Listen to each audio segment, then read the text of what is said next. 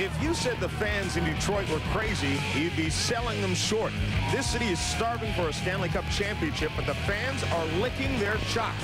It's been 42 years since they hoisted the cup, an eternity for one of hockey's proudest franchises. But that drought may be ending as the Wings return home in search of a victory that will place them one win away from the Stanley Cup.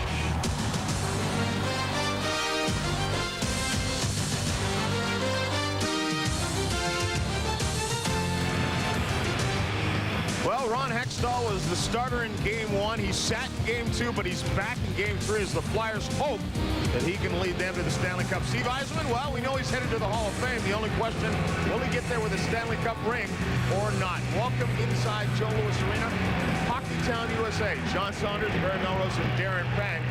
And in this one, the Red Wings themselves told everyone, we did not expect to win 2 games in Philadelphia. They did. How does that affect tonight's game? And they deserve to win in Philadelphia. No smoke and mirrors. They went in, did everything they're supposed to. And if I'm Scotty Bowman, I got to make sure now that they don't change. There's 20,000 people in here, all Detroit fans. They got to come out and do the same things, the dirty, nasty things they did in Philadelphia. If they do that, they're going to be successful. But that's what Scotty's worried about, not changing anything. Darren, what about the Orange team? Well, I would figure, Barry, that they're going to come up with a real big game because based on their past, they've changed their goalie 4 times. They've won 3 games. This is the 5th time. Ron Hextall gets the nod. This team rallies around Ron Hextall. After the decision that he wouldn't play Game 2, every one of his teammates called him at home. That's the kind of impact he has on this hockey club. And I think we all agree Ron Hextall needs to come up with a big save early on in this game to help the Flyers in their confidence. For more, let's check in with Steve Levy. All right, John, thanks very much. Following that Saturday night game, Rod Brind'Amour and a bunch of the Flyers said, hey, we lost the first 2 games at home. The pressure's completely off us and all on Detroit going home with a 2-game lead. Now, is that a cop-out? Maybe, but maybe not. I agree with that because when you're getting close to the Stanley Cup, so you have on the back of your mind, so it's going to be would be nice to sweep the series, but it's not going to be easy on the ice. The only way we can help ourselves to play the great game and be focused from the first minute. We don't worry about what they say or what they do. We worry about ourselves, and that's the key to key to our success this year. Is that we worry about the 20 guys in here, how we're going to go out and play.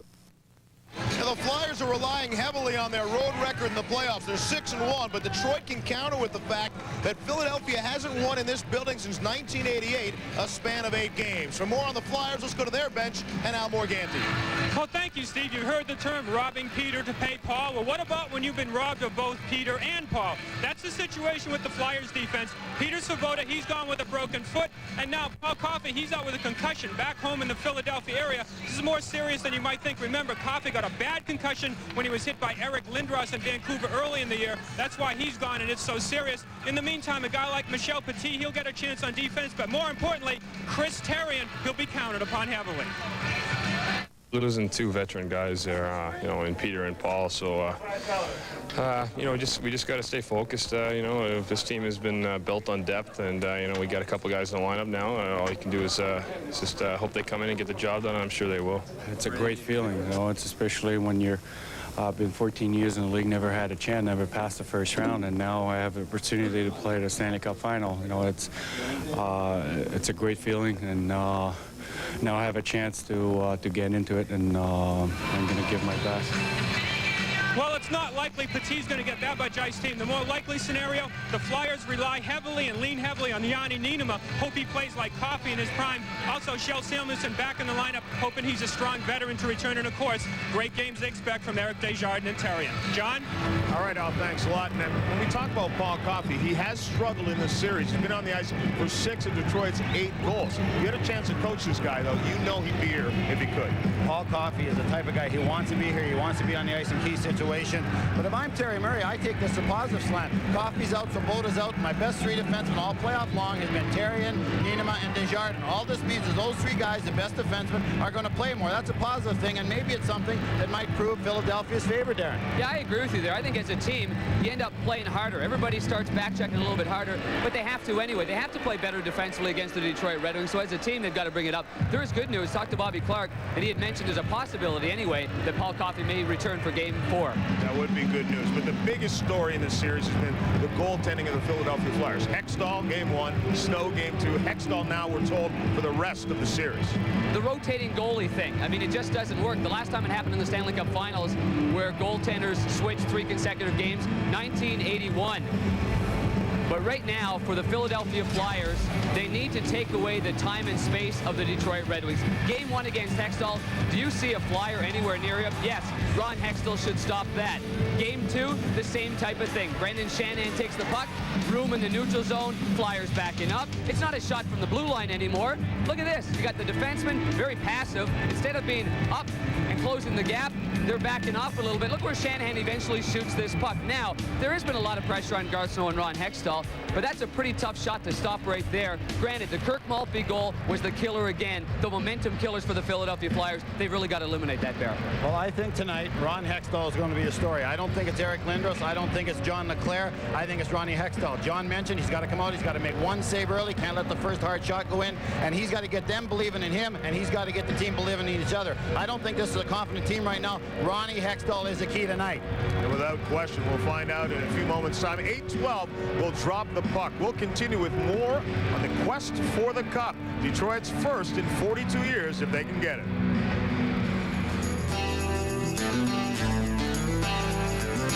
Desperate living, driving me mad. Writings on the wall, crushed all our hopes and the dreams we once had, just to watch them fall. Turn it up in the daytime, burning down at night. How long does it take to break the spell? Straight to the top, tooth and nail, yeah, yeah, yeah. Straight to the top.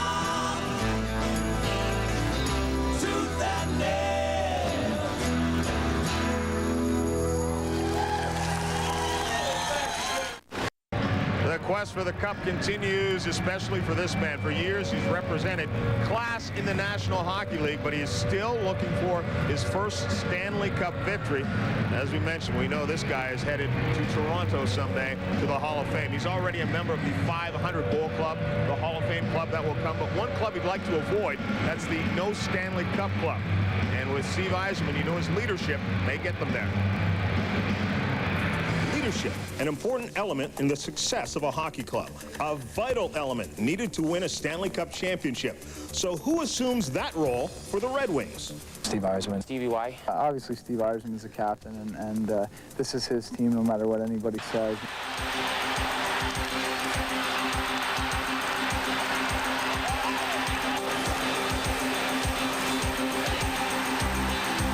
Yzerman has been Detroit's captain since 1986. He has led the team in goals 7 times and led in total points 9 times. I think leadership by example. You can't be a leader unless you're playing well on the ice. And guys see you giving 100%, and that's the one thing that I really see Steve. He brings a professionalism to the rink every day, whether it's practice or a game.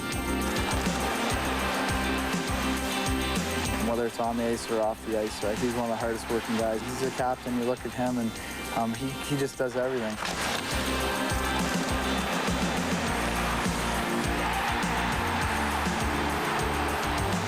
Asserting yourself on the ice is the most important requirement for leadership. On the bench, in the locker room, how you handle yourself, and trying to do things the right way on and off the ice. You know, Stevie feels that there's a need for something to be said. That's when he steps up and says something. And when he speaks, he always has something very good to say, and everybody listens. And with good reason. Steve Yzerman has now visited the playoffs 12 times, and that experience helps him today. I think you learn a lot. You learn how to just prepare for the next game, regardless of what happened in the previous game, good or bad. That it doesn't matter. You just get ready for your next game.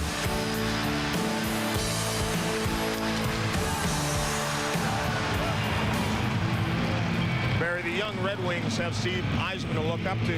When Steve Yzerman was a rookie, he had you to look up to. Well, Well, boy, is that ever a lot of like. I played with Steve Eisman in '84, his rookie year. I know a little bit what he's like in the room. He's a very quiet individual. That piece said it all. But the bottom line is, this guy is great because he competes. He's got passion. He's got courage. He's got drive. He's just not a normal captain who everybody just makes a captain because he's the best player. This simplifies right here Eisman. He's playing against Lindros, maybe one of the biggest, toughest guys ever. Lindros, a little bit of a dirty play, pull him down. Look at Stevie go right back at him, nose to nose with this guy, hits the guy behind the net. That's how a captain plays. He leads on the ice, he leads in the room, and he's a special guy. He's got courage, he's got guts, not just a special offensive player out. And I think it's really important, too, to note that he's healthy for the first time as well. I mean, he wasn't healthy in '95. Certainly last year in the conference finals, he pulled the groin.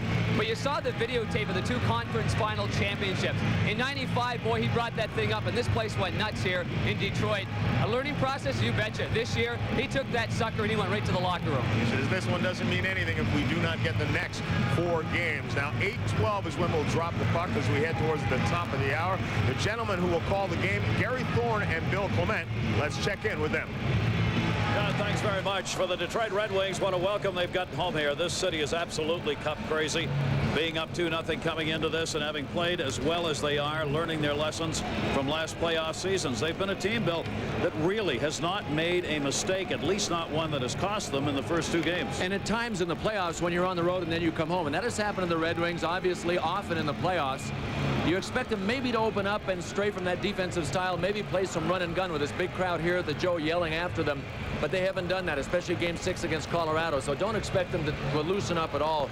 And one of the guys that benefits from Detroit playing so tight is Mike Vernon in goal. Yes, he has made saves, but in this last game that the Red Wings played in Philadelphia, Mike Vernon, by my count, only had to make 3 tough saves. He has stopped all of the stoppable shots. That is the biggest difference between the Detroit goaltending and the Philadelphia goaltending, but he's getting great protection, and when he has to, he makes the big one. And interesting to note, he's now, for the 2nd time in his career, won more games in the playoffs than the regular season. Last time he did that, he won a cup. How about this guy? Yep, and he's had guys banging up front. We talk about finishing the checks. The Flyers were supposed to be the big bruising team. Darren McCarty has been able to get into the trenches against the Flyers and really show them that if the Flyers want to play that kind of game, they can play that game and play it well. And McCarty leads the way. And not only has he led the hitting game, but he showed us how tough he was. He took a shot on the bare ribs in Game 2, had a huge welt, didn't even phase him. He just wanted to show everybody. Then he came back, didn't miss a shift. Philadelphia's got to find some more offense. One of the problems is not the guys you would expect leading. It's been Rod Brind'Amour. But to me, Rod Brind'Amour is the most complete forward on the Flyers team. And without Rod Brind'Amour, they would not have even drawn even in Game 2. He scored 2 power play goals on plays that looked just about identical, with Niinema assisting on both of them. Not only does he supply offense, but he supplies defense. He's a top face-off guy. But offensively in this playoff year, Rod Brind'Amour has really come into his own. He is tied for the NHL lead. He has tied a playoff record. He has tied a finals record. Besides all of those offensive things, he is fantastic defensively. What Philadelphia's got to do is find a way to get some even strength goals. That has been a big problem against Detroit. John, back to you. All right, guys, we'll see you at the top of the hour. Barry, one of the great things about a 7-game series is there's pressure on both teams throughout, whether you're ahead or behind. John, in a series like this or all the series in the playoffs, you find out about your team. Must-win situations. Detroit has faced a number of them. Against in the first series, they faced it. Against Colorado, they faced it. And they rose to the occasion and won those games all the time. This is sort of a must-win for Detroit because they want to go up 3-1, but not, or 3-0, I'm sorry. But Detroit, Philadelphia must win this game. We're going to find out a lot about Philadelphia tonight. Darren. You know, I was really impressed with the way Detroit handled their game back here, Game 6 against Colorado. In Game 5, obviously they lost in Denver. They came back here and they didn't point fingers. For the first time in a long time, I saw the Red Wings not pointing fingers towards anybody else. They took sole responsibility and made themselves accountable, and they responded with what I feel is the best series clinching game that I've seen in an awful long time, Game 6 against Colorado. Yeah, absolutely. All right, stick around. There's still plenty more to come. When we return, you'll get a chance to see the 3 of us on the ice, something you won't want to miss. And we want to remind you that Game 4 here in Detroit, coverage begins at 7:30 with a quest for the Cup right here on ESPN. Game 5, they ship back to Philadelphia and Fox. Then we'll be back with Game 6 here.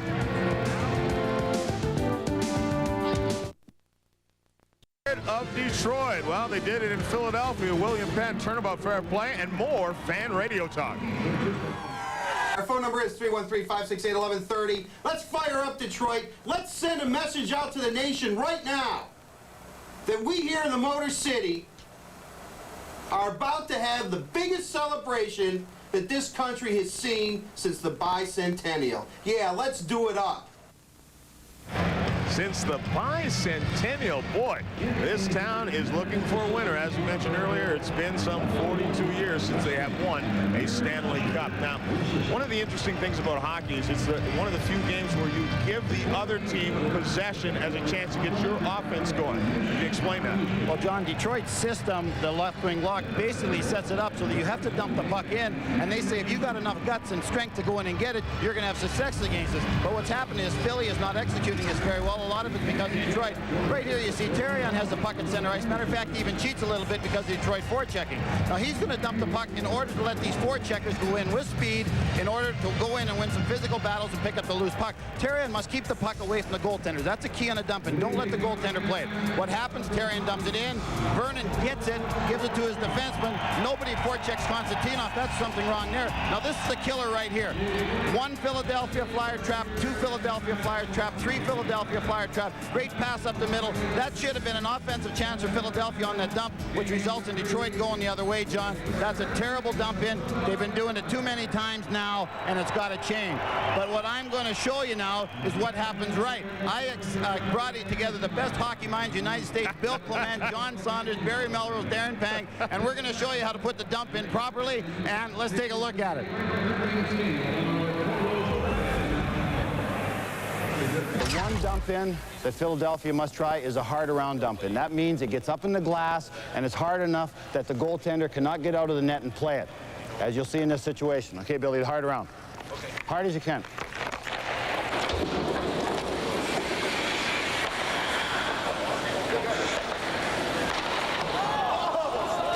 Now we'll show you the cross-ice dump-in. It's very important when they do the cross-ice dump-in that it goes away from the goaltender, not towards the goaltender.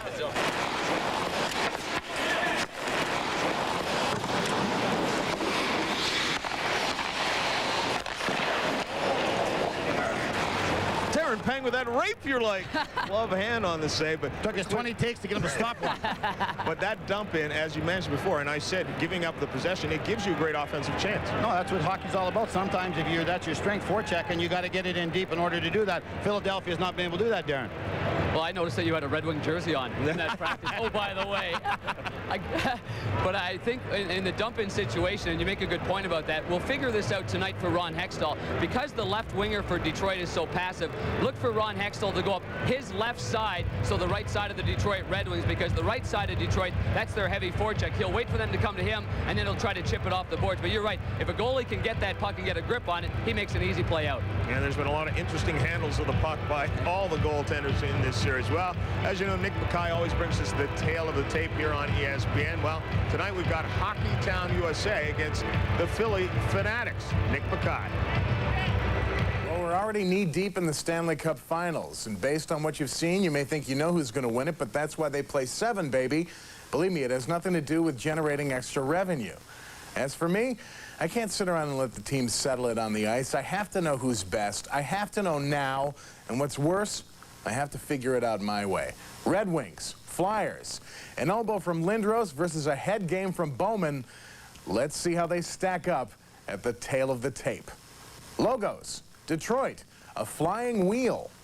Philly, a big P.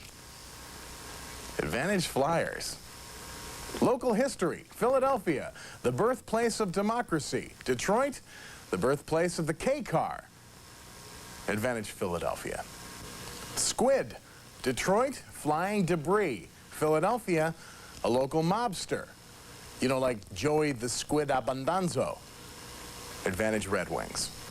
Popular misconceptions, Detroit, Russian players don't care about the Stanley Cup. Philadelphia, Rocky Balboa is real. Advantage Push. Worthy of further investigation, Philadelphia, the size of Garth Snow's shoulder pads. Detroit, how much suck the Red Wings have with immigration. Advantage Push. Colors, Philly, too much orange. Detroit, too much red. Advantage, Detroit in a squeaker. This is the kind of final that has a young man yearning for a dash of teal. Local industry, Detroit, cars. Philadelphia, cream cheese? Advantage Detroit. How long they've waited for a cup. Philadelphia since 1975. Detroit since they invented rope. Advantage Detroit. Motivational techniques. Detroit littered the dressing room with postcards of Chernobyl. Philadelphia, brotherly love. Advantage push. And finally, no one is safe. Philadelphia, when the Legion of Doom is driving to the net. Detroit, when Tim Allen is driving home.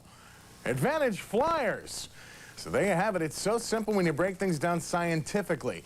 In a wrist shot snapped through the 5-hole, and we all know how painful that can be. The advantage goes to the Detroit Red Wings, but don't tell Lindros I said so. Until next time, I'm Nick Bakay reminding you the numbers never lie. All right, Nick, thanks a lot. And obviously an interesting way to look at a different perspective of looking at the game. But right now, we will come back in a few moments. The Flyers and the Red Wings will drop the puck at 8:12. Simple cars here, but the most precious metal in Detroit would be the Stanley Cup. If they can bring it home, Sergei Fedorov and crew looking to do that. We are just about 15 minutes away from dropping the puck. You can hear it's pandemonium. Let's check in with Steve Levy. John, thanks very much. 3 potential problems from Detroit. They're fighting the possibility of overconfidence. They also don't want to change anything, even though they're now at home, and tickets are always a problem. Chris Draper said he's getting calls from his high school teachers who used to hate him. Let's go to the Flyers side. Here's Al. Thank you, Steve. Well, gamesmanship all the way through the playoffs. What the Flyers spent the last few days doing, they're trying to get word to the officials. They think the Red Wings are interfering with their dump and chase game and their forecheck game. We'll see if they got to the officials. And, John, sounds like the Red Wings complained against the Devils a couple of years ago. Yeah, absolutely. We definitely did hear that a couple of years ago. Left wing walk has been causing a lot of problems. What do you look for tonight? None of this stuff matters if Ron Hextall lets in a soft goal. He's got to come out. He's got to play well early. Again, give this team confidence. He is the key. I don't want to be repetitive, but that's what it's all about. I'll follow up on that because Detroit now is 7-0 when scoring the first goal of the game inside the first 10 minutes of a hockey game. 7-0. So when they get off to the hop, then they can use that left wing lock. So that will be a key certainly for Hextall. All right, this should be a fun game to watch. Be sure you stick around for us. The drop of the puck again at 8:12. Gary and Bill coming up, and we'll get back to Joe Louis Arena in just a moment. Hans, it's nice to see you settle down finally with 2 searing 8-point drops. You were smoking, as we say here. Thank you, but pain is nothing. What's the biggest difference between Joe Ball over here and back home? There, the field is much hotter, but here, the beer is much colder. Of course, hot coals will do that to a field. And frost spring will do that to Coors Light. Well, I guess you're stuck on the bench for the rest of the game. Actually, bench is stuck on me. I've melted the vinyl. Know how to throw a party in the Stanley Cup Finals here in Detroit. Fireworks, smoke, and everything. Now, Philadelphia, we talk about goaltending changes. What other changes must they make? Terry Murray said they're going to change their forechecking system. They're going to try and be passive. They're going to attack only way to get a chance to try and create some more turnovers. And he thinks this may work a little bit. And, you know, Detroit wasn't happy with the way they played the last 15 minutes of Game 2. They felt that they were way too passive as a hockey club. I would expect them to be on their toes, keeping the puck in deep, causing a lot of troubles for Philadelphia as well. We will find out in just a moment if that's what happens. We will see between periods to break down what happened in the first period. Enjoy the game. This one promises to be a big one. Right now, let's check in with the gentlemen who call the game, Gary Thorne and Bill Clement. Eric Lindros and the rest of the Philadelphia Flyers have said for the last day and a half, we're relaxed, we're still confident. But you know, inside, they've got to be wondering as they come to Detroit, down 2-0. Anyone who stops learning is old, whether at 20 or 80. Anyone who keeps learning stays young. The greatest thing in life is to keep your mind young. I don't know much about history, and I wouldn't give a nickel for all the history in the world. History is more or less bunk. It is tradition. We want to live in the present, and the only history that is worth a tinker's damn is the history we make today.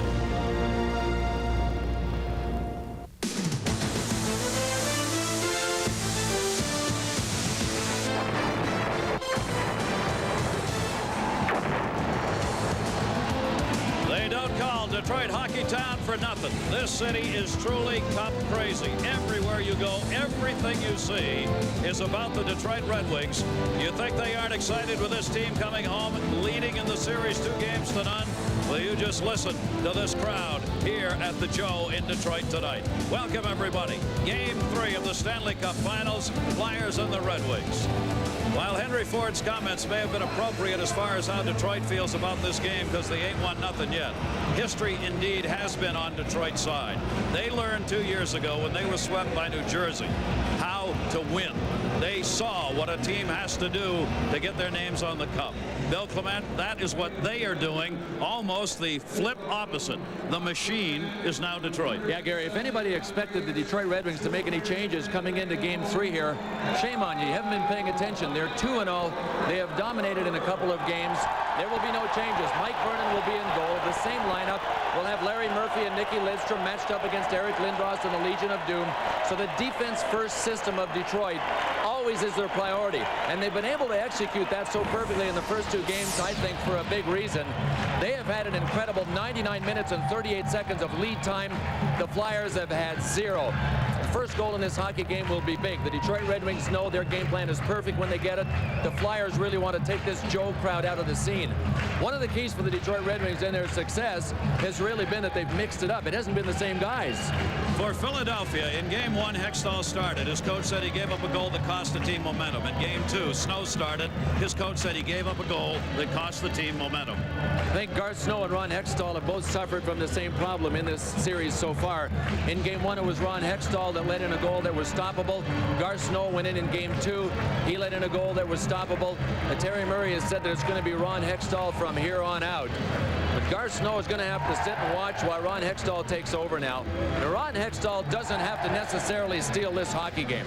What Ron Hextall has to do, number 1, stop the stoppable shot, and number 2, if he can, end up making the big save when called upon. But Ron Hextall said something interesting this morning. He said, you know what, it'd be really nice to have a lead. For the second game in a row, Bill, what Detroit is doing is forcing the adjustments to be made by Philadelphia. Hey, Gary, one of the big talks that we talked about was about the forecheck and how the Flyers needed to get the play down low. They haven't been able to do that. And Terry Murray, the Flyers coach for the last 2 days, has talked about obstruction. He said, we're being tackled, we're being hooked, we're being held.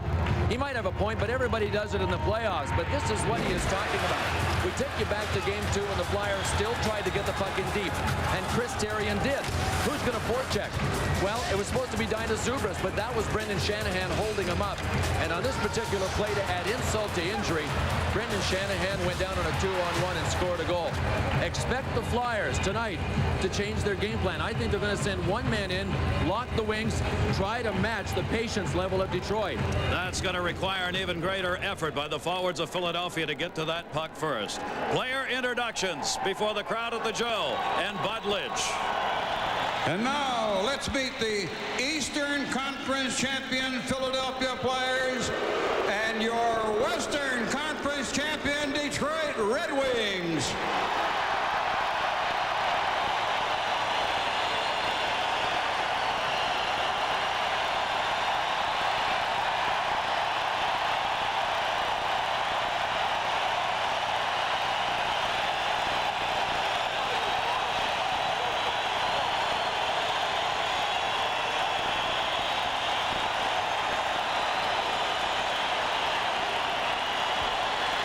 From the Philadelphia Flyers, number 30, Garth Snow. Number 6, Chris Therien. Number 8, Michel Petit. Number 15, Pat Falloon. Number 17, Rod Brindamore. Number 18, Dale Howarchuk. Number 19, Mikhail Renberg. Number 20, Trent Klatt. Number 25, Sean Podine. Number 26, John Druce. Number 28, Shel Samuelson. Number 29, Joel Otto. Number 37, Eric Desjardins.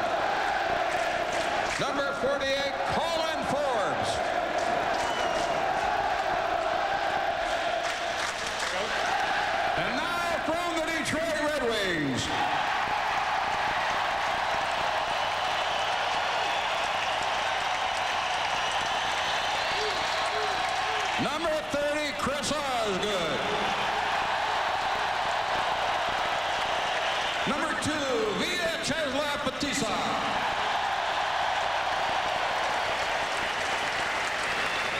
Number 3, Bob Rose. Number 8, Igor Lariana. Number 13, Vyacheslav Kozlov. Number 14, Brendan Shanahan.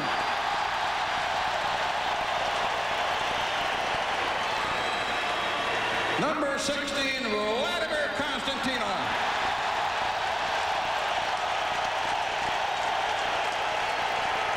Number 17, Doug Brown.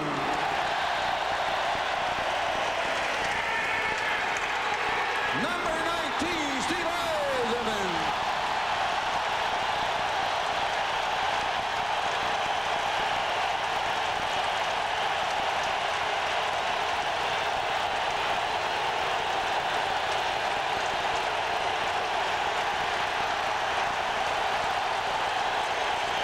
Number 20, Martin Lapointe. Number 26, Joe Crocher. Number 27, Aaron Ward. Number 28, Thomas Sandstrom. Number 91, Sergei Fedorov.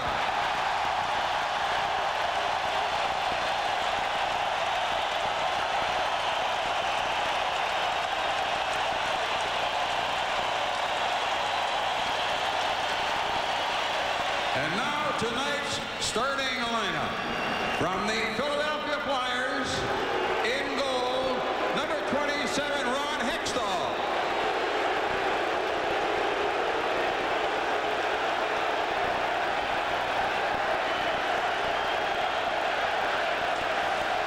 On defense, number 24, Carl Dykhouse.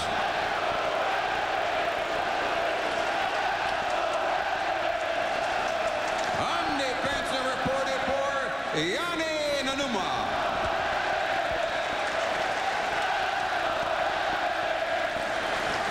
And left wing, number 10, John Leclerc. Right wing, number 9, Degas Zubris.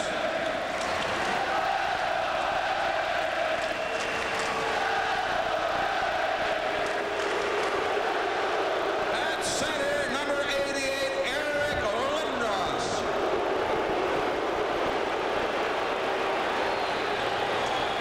The head coach of the Flyers, Terry Murray. The assistant coaches, Keith Acton, Dave Brown.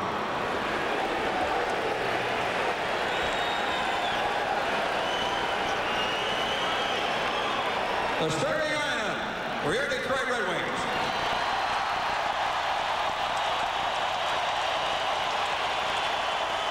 In goal, number 29, Mike Vernon.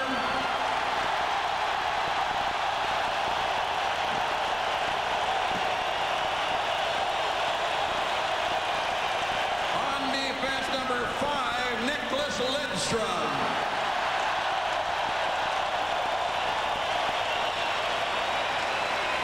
On defense, number 55, Larry Murphy.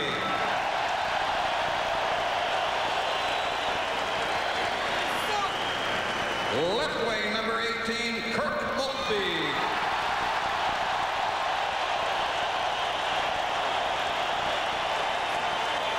Right wing, number 25, Darren McCarty.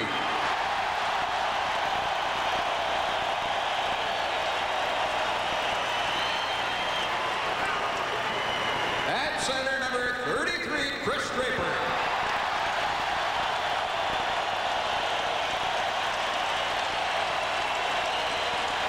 The head coach of the Red Wings, Scotty Bowman. The assistant coaches, Mike Krustinitsky, Dave Lewis, and Barry Smith.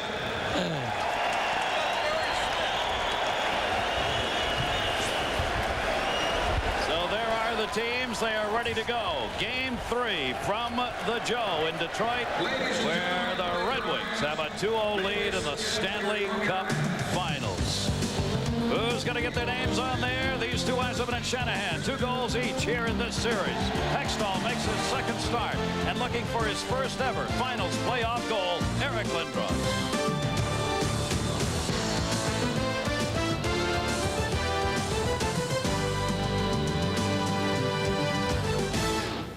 Coolest game on earth is getting a little crazy. Oh, did you see that? Wow, is this a wild and woolly one? What a save! Oh, Murphy! Do you believe it? I don't believe it. Holy moly! Oh, man! Holy Toledo! Wow! It's the Stanley Cup playoffs. What a play! What a show! And you got to get cup crazy. It doesn't get any better than this, baby!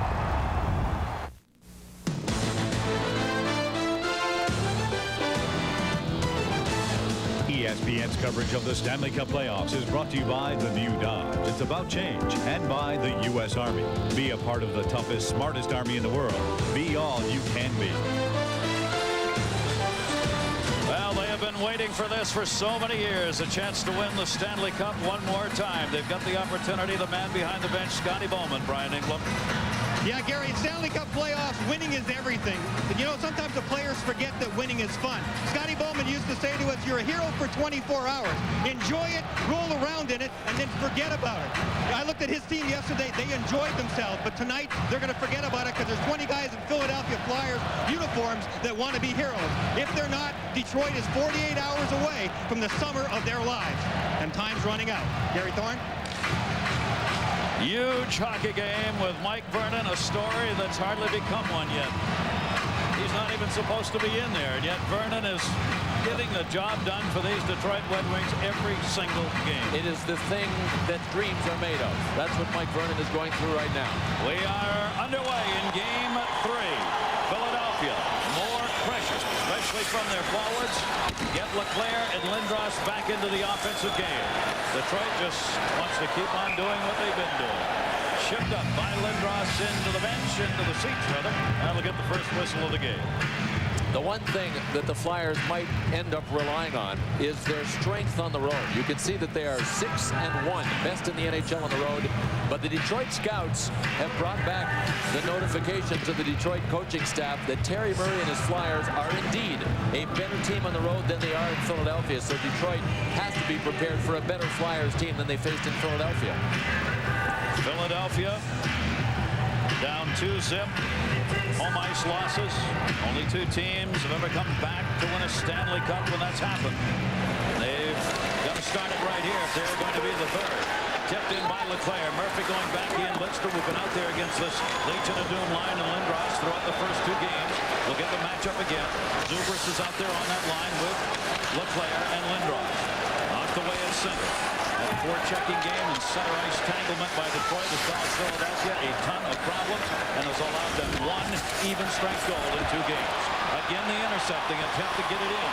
This Philadelphia again couldn't do it. Maltby backhands that one to the wide side. Sergei Fedorov waits. Fedorov cleared it in near side for McCarty. Bounced off his skates. Dykhouse. Dykhouse trying to clear it out. Couldn't. Dumped back in again. Dykhouse giving chase. Maltby has gone back on him. He hit Dykhouse after he got rid of it. Both teams in their first line changes here in the game. Philly will do it right now as they send it in. Slava Fetisov puts it back in behind the net. Fetisov will wait here. Line changes have been made. Fedorov is out there with Kozlov and Doug Brown on this line for Detroit. Here's Brown trying to whip that one in. Couldn't. Went back to the line to Otto. Otto couldn't get it out. Fedorov ran it in on Hextall. Dejan deflected it the other way. Right at the top of the goal mouth. Yeah, and we got to look at the Flyers' patience on that play. Because Detroit set up behind their net, the Flyers moved back to the neutral zone and tried to kind of go on a trap. Detroit still penetrated. Here's Fedorov, and that's going to be a 2-line pass. Will be whistled right there. Just underway. Great to have you with us here in Detroit for Game 3. Well, amazingly, Scotty Bowman chose at the beginning of this series to match up Larry Murphy along with Nicholas Lidstrom against the Philadelphia Flyers Legion of Doom. I say amazingly because, you know, a lot of coaches would have tried to hide Larry Murphy from that line because they are so physical, because they're so strong down low. But Nicholas Lidstrom and Larry Murphy's puck-moving abilities have really kept Eric Lindros, John Leclerc, and Dainis Zubris from getting that down-low game going And John LeClaire and Eric Lindros, though, have instructions about Larry Murphy tonight. The Flyers feel they've let Larry Murphy off the hook. They want him finished. When he passes the puck, go right at him and bang him.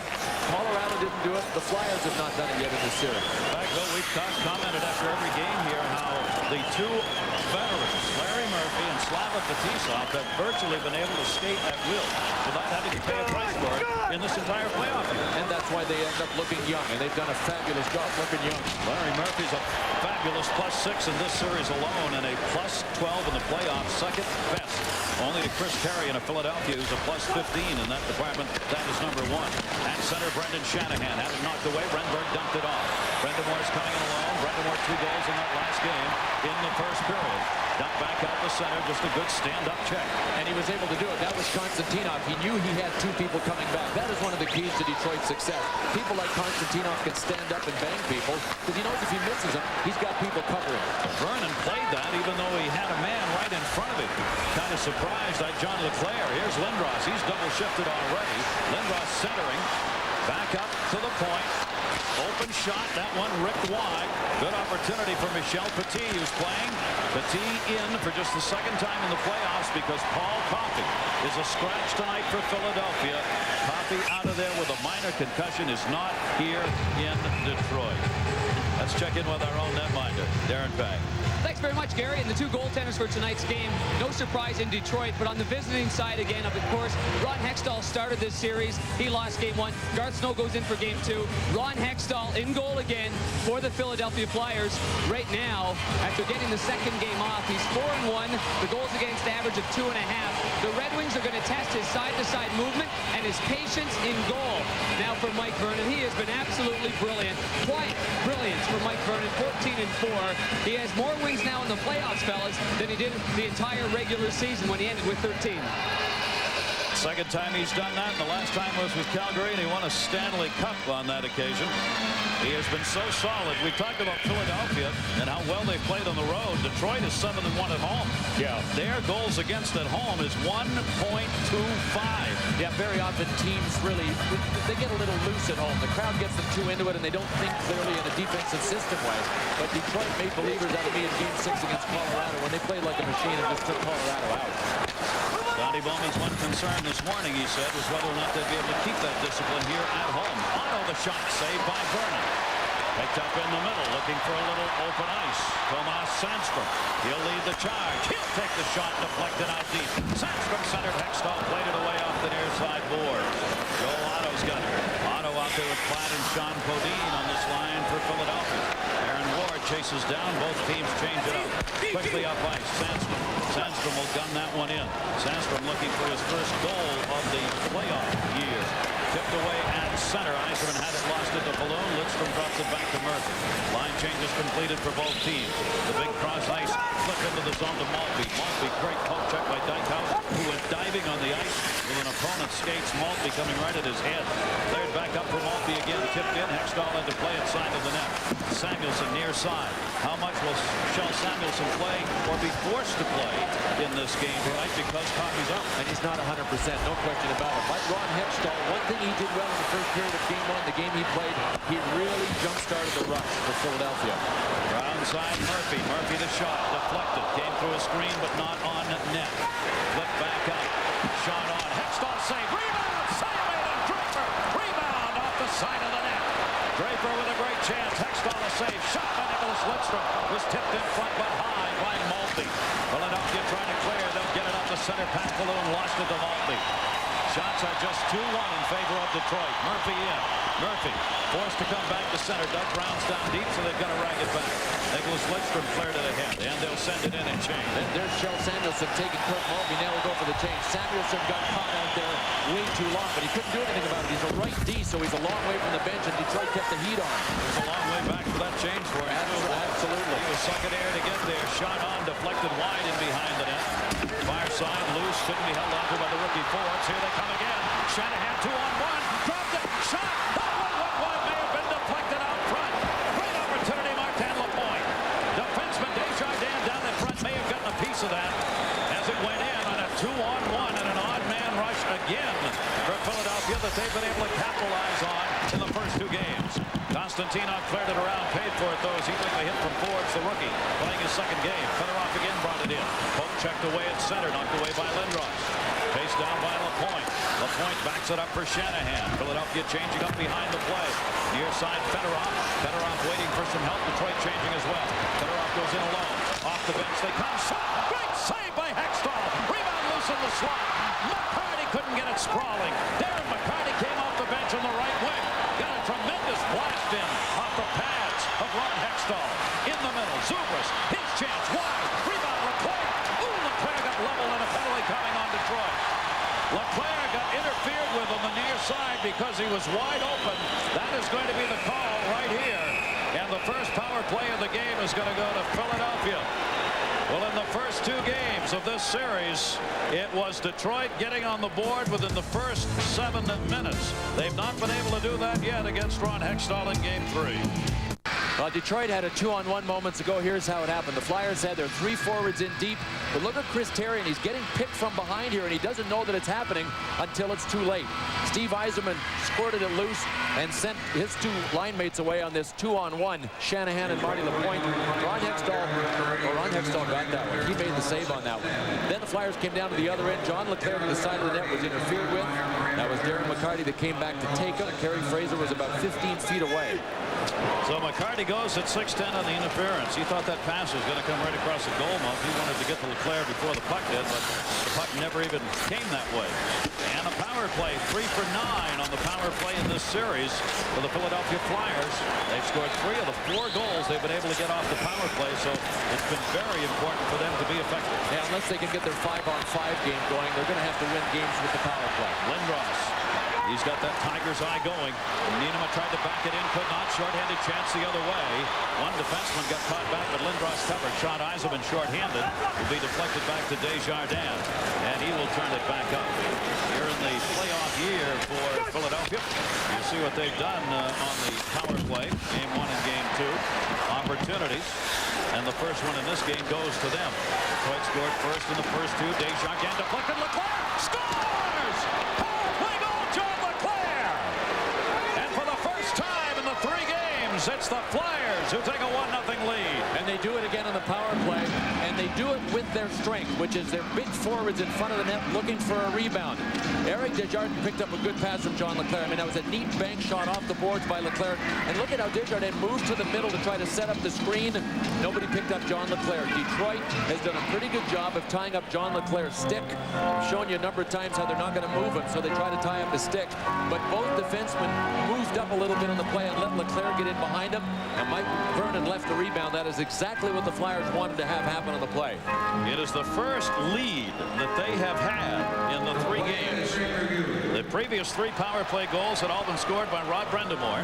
The goal is under review.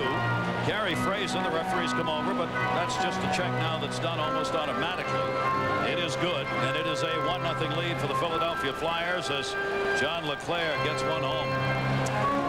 First lead of the series, and it's pretty important.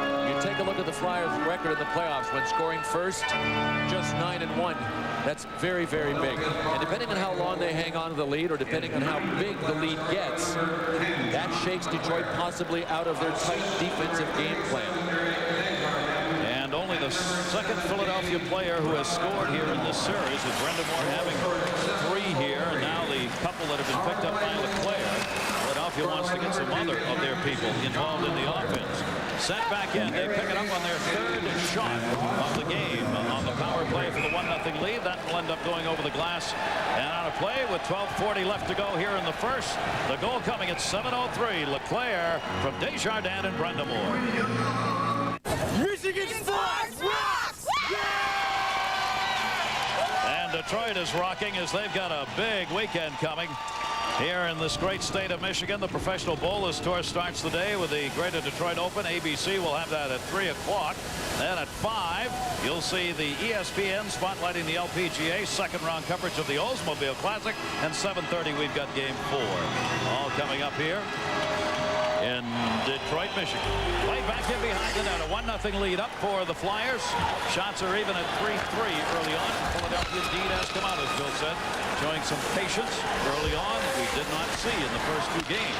And I didn't expect to see Terry Murray really rolling 6 defensemen over, even this early in the game. And Barry Melrose talked about it in the Quest show, about how he might go with 4. We thought he would go with 4, and that keeps his 3 best defensemen on the ice most of the time. But he's rolled his 3 pairs over, 6D. He's playing Michel Petit with Dykhouse early on here. This will be an icing call. Terry going back on the touch.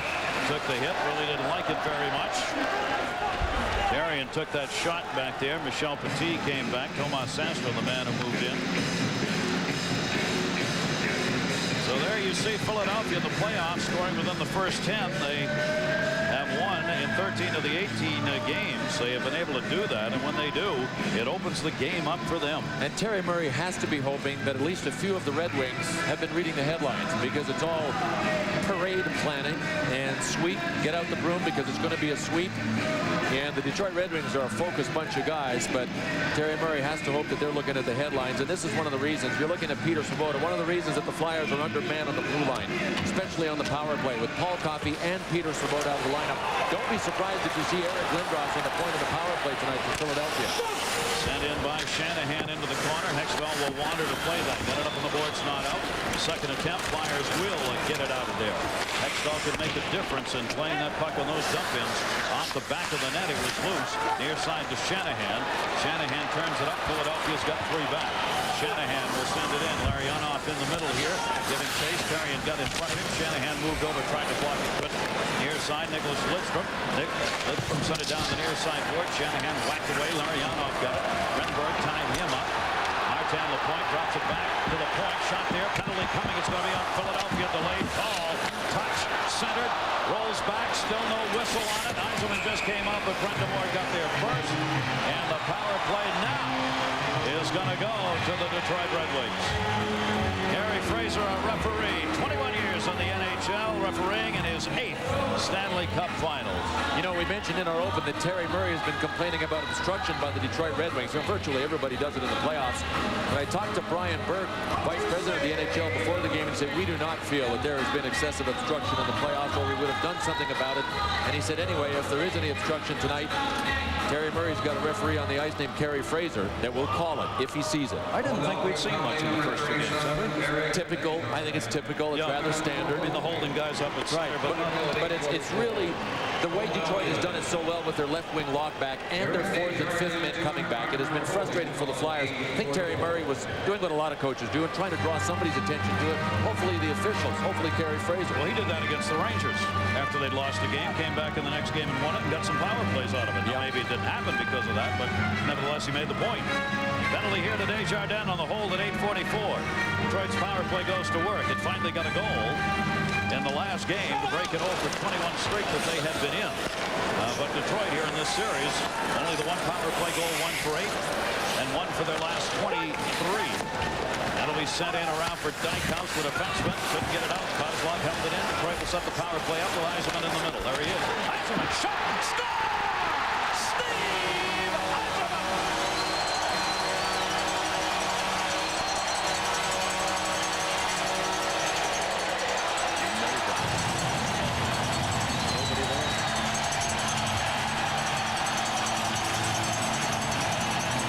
Great forecheck by Detroit on the dump in. Kjell Samuelsson tried to hold his man up, Darren McCarty, and he had a hook on him. I mean, you got to try and obstruct a little bit, but the Red Wings blew through the holdups, got the forecheck going, got the puck back, and then the Flyers never covered anybody in the slot named number 19. Here's Kozlov. He'll move it right to Steve Eisenman, wide open in the slot, and Kjell Samuelsson went down to try to stop it. He may have even deflected it wide and by Ron Hextall. Steve Eisenman had time even to tee it up and launch it. I'm not sure whether it glanced off of Kjell Samuelsson, but Ron Hextall looked like it changed directions. He looked like he made a look as if it changed direction. Doesn't matter. Perfect execution by the Red Wings, and they've tied it. So each team has got a power play goal in this game, and their captain, Steve Eisenman, has 3 goals now in this series and 7 in the playoffs. Taken back by Fetisov, and this game's tied at 1. Hit by Zubras. Fetisov over.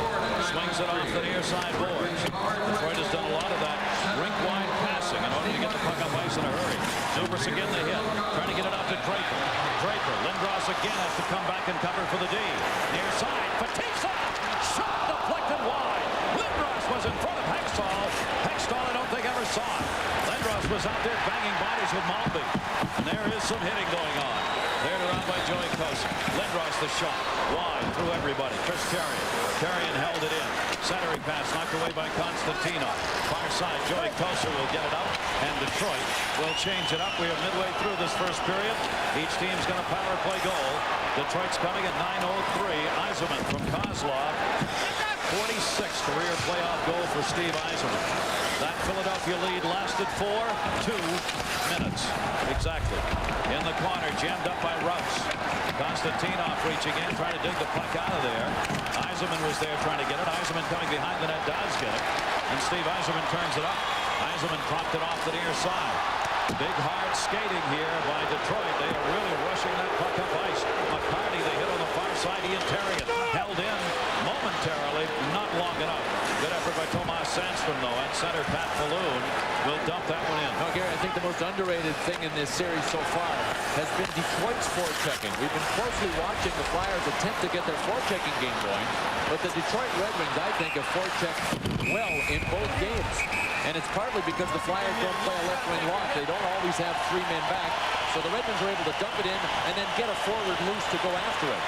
That has resulted in some of those odd man rushes that we have seen in these games. Detroit had 5 of them and scored 3 goals on odd man rushes in the first game. Detroit got 3 more in game 2 and scored another goal off it. They've tied this one up at 1-1. Not a lot of shots, though. 5-3 in favor of Detroit midway through. Incoming. There's Darren McCarty. Top power forward. He has played the most physical series from a Detroit Red Wings standpoint. That was Eric Desjardins. He saw him coming, was able to get his arms up to kind of act like shock absorbers. This is the one area where Philadelphia has dominated in the first couple of games. Face-offs. They lose it. Fedorov. Shot. Score! Another turnover!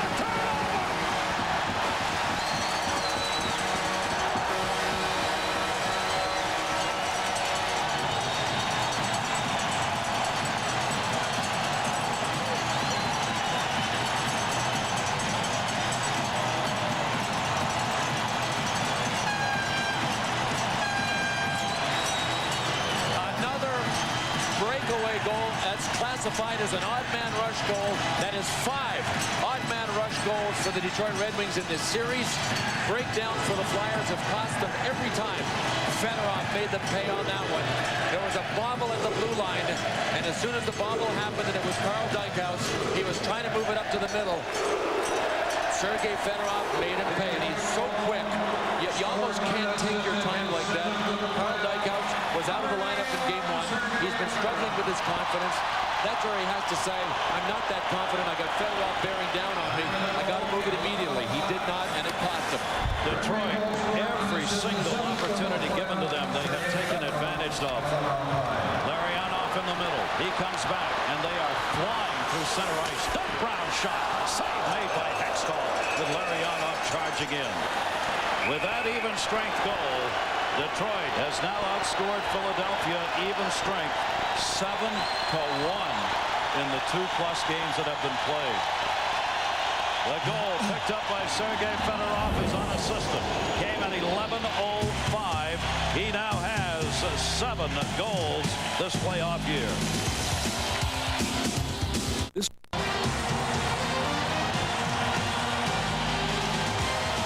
It is indeed Hockey Town. Detroit has long loved the NHL game for good reason. There have been 7 Stanley Cups one year, but they've waited since 1955 to welcome the Cup back again. They are within 2 games of being able to do that. Terrian's got it back in behind the net, a 2-1 lead for the Red Wings with 8:13 to go here in the first period. Shots are 8-3 in favor of Detroit. On the near side boards, Fetisov poke checked it away. Konstantinov will come back to get it. Konstantinov in his own end. Martin Lapointe dumped it. Shanahan in the middle. Shanahan will gun it in. Red Wings lining a guy up along the board at center ice. He comes across, takes the first pass, and gets it in. They've just done that here in these 3 games.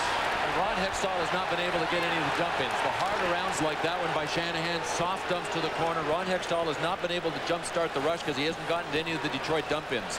Now, Kerry Fraser's watching for the very kind of thing that Terry Murray was concerned with it. He's called an interference here. We remind you, ABC's coverage of the Detroit Grand Prix. Coming up Sunday at 2:30 Eastern Time, Michael Andretti is the defending champion, and he'll be joining us here at the end of our first intermission. He is a huge hockey fan, a Philadelphia Flyer hockey fan. There is Michael Andretti, who will be trying to defend in the Detroit Grand Prix on ABC on Sunday. He's smart enough not to wear his Flyers jersey here. Yes. Very smart man. Fetisov the interference at 12:14. Second power play of the game coming up. Slava Fetisov had that one go by him. And then when Eric Lindros decided he wanted to just blow by him, he was held. But Eric Lindros made that look real good by keeping both hands on his stick so that when Fetisov grabbed him, it spun him around. If Eric Lindros takes his right hand off his stick, all Fetisov gets is his arm, and he can't torque him around like he did. Kerry Fraser, if he's going to call that, he is going to call things very closely on the ice for this game. Looks like it. Because that is a call that rarely would be made. That, of course, is the way Kerry usually referees games. He's very consistent in that regard on calling the interference calls. And one back by Lindros. Power play. Eric Lindros right between the wickets on that one. Held in on the far side to the middle. Tomas Sandstrom tried to get it out. Could not. Banged off the stick. Lidstrom up. Johnny Niemann held it in. Near side loose. Good play by Renberg. Renberg dropped it. Shot on here. Save made by Vernon. He'll hang on. Lindros is back along the point to take that shot.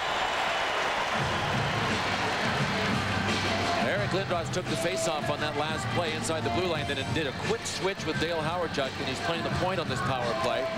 And the reason he is on the point in the power play because Peter Swoboda went down with a broken foot, and Paul Coffey in game 2 went down with a concussion. Swoboda's injury came in game 1. Peter Swoboda, a huge loss here, kind of overpowered by Paul Coffey's name, but Swoboda could move that puck around even strength and on a power play as well as anybody in the league. Shot all the way in on Hextall at the other end.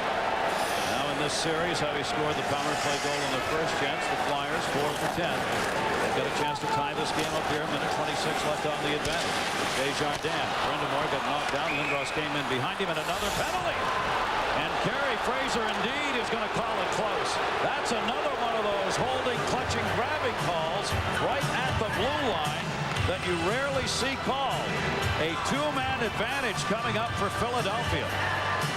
Well, Kerry Fraser served notice with the call on Slava Fetisov that he was going to call it tight, and Tomas Sandstrom, I guess, thought he could get away with it because he was killing a penalty. And now Bowman's troops have 3 guys to kill a penalty with 5 Flyers ready to rock and roll out here. So this will be the biggest test of this game and possibly of the series for Detroit right here. Ron Brind'Amour made that look pretty good too. It's almost as if, hey, listen, if you get grabbed, give a little pirouette. Go for it. Scotty Bowman held his guys back for a moment there, looking, staring out at Kerry Fraser, not saying anything to him. But clearly upset about these very close calls that have come early on. That will dictate how you play this game. Holding at 12:54. Face-off now and a 5-on-3 advantage for Philadelphia. Comes at the top of the circle on the right wing side. Lindros won it in. He made sure they held it in the zone by taking the draw deep. Double team behind the net was Eisen. He falls on top of it long enough to get a whistle. It'll come over to the face-off dot here to the left side of Mike Vernon. And Eric Lindros has moved back to center with Desjardins and Needham on the point. But Eric Lindros has not played 3 straight games without scoring a goal. Looking at that now, this is game 3 of this series, and he's yet to score in this series. I think he might be buying a little time here. Lindros and LeClaire at a -7 that last game as they struggled offensively. But Eric Lindros really brought more of his physical game to the ice surface, and I think he's a better player when he's assertive. No, he can't run around looking for it, but he has to engage the opposition. It is only then that you can force guys to pass the puck a little quick.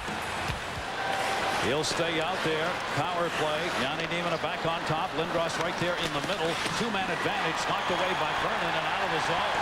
Break for Detroit. Yeah, that's why those sharp angle shots on a 5-on-3 are very tough because you're all pulled in as a power play unit. And if you miss the net or the goalie makes a save and the speed of the puck stays on it, it goes all the way around and out. Brind'Amour tried to get in, couldn't eyes him, and finds the hole, and it's cleared out. Sergei Fedorov put a little hook over there on the far side to create that out opportunity. Desjardins brings it in. Still a 5-on-3 for another 34 seconds. Detroit penalty killers getting it out of there, though. Good work by Nicholas Lidstrom, who held it up along the line. Brendan Shanahan up with a check. Larry Murphy was able to clear it out of there. Brought back in Yanni Nieminen. Two-man advantage. Lindros still there. Lindros turns it down low. 17 on the two-man. Lindros in center. Blocked. Outstanding clear. Oh, the defense down low. Outstanding clear after an outstanding move by Eric Lindros, who beat Constantinov on the far side with a great offensive move, and Larry Murphy bailed him out. Desjardins, the shot deflected wide by Constantinov after Murray blocked it. Now it's a 5-on-4, and Philadelphia can't hold it in. So Detroit has killed off the two-man advantage. Power play with 28 seconds left on it. 5-on-4 opportunity. Niederman, poke checked away again. They lose it to Draper. Draper, short-handed Detroit. Shanahan plays it safe. Dykhouse drops it back up. 15 left on the advantage for Philadelphia. Both teams changing up their specialty units. Dykhouse will send it on the harder route. Maltby kicks it away. Maltby comes back to the near side. It goes up and over the glass and into the seats. With only 1 second left on the power play.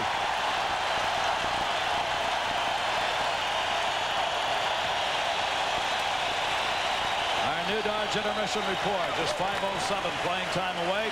We'll have locker room reports for both the Wings and the Flyers. Ryan Ingram, Darren Pang will be on location along with Elmore Ganny. Panger will have a perspective as he breaks down the goalies on a Rod Brendamore look-see. Nothing on the power play for the Flyers, but a fantastic move by Eric Lindros that generated a chance. Watch this. When he looked like he was going to try to cut to the inside, and then he instead went outside around the board, centered in front, and Larry Murphy cut the pass. Lindros playing in his first Stanley Cup Finals, of course, and looking for his first Finals goal.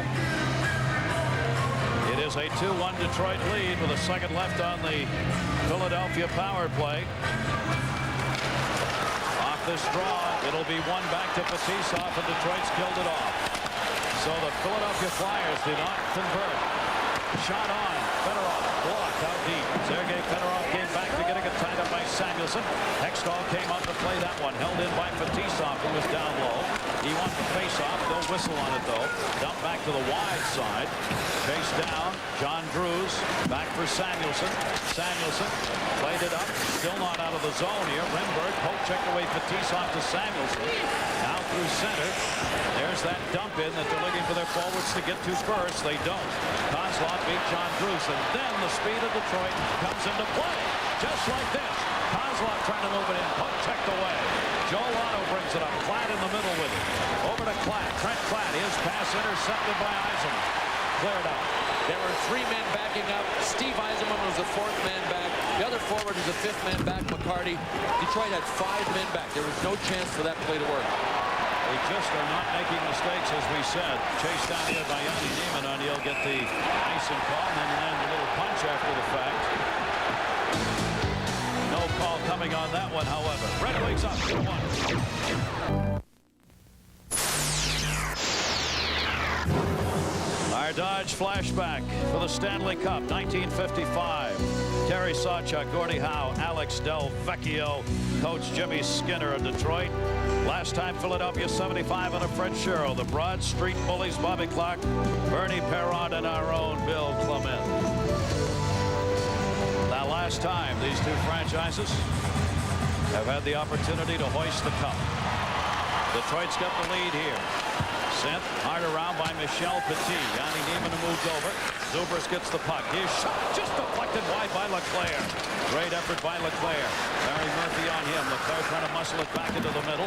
Cleared around and out of the zone. Joey Kosar got a piece. Nieminen back to Zubers. Zubers, the 18-year-old, sent it in. Nicholas Lidstrom, they had not cleared the zone.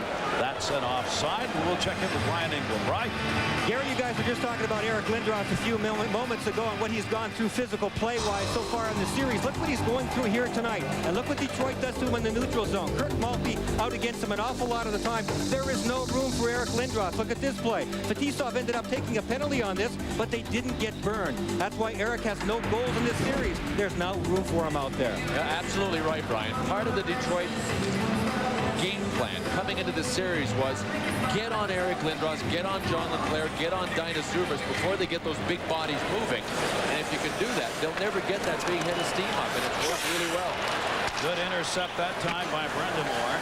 Backhander went wide. Cleared up. John Drew's trying to hold it in. Pin on. Marianoff gave chase. Flicked away at center. Cleared ahead by Terrian again, who took a shot, and another penalty coming. There was a knee-to-knee. Terrian and Martin Lapointe. Terrian's up to set. He thought Lapointe came at him. I think Lapointe thought the same thing about Terrian. I think it's Lapointe that's going, though, Gary. It looked like Carey Fraser pointed at Marty Lapointe.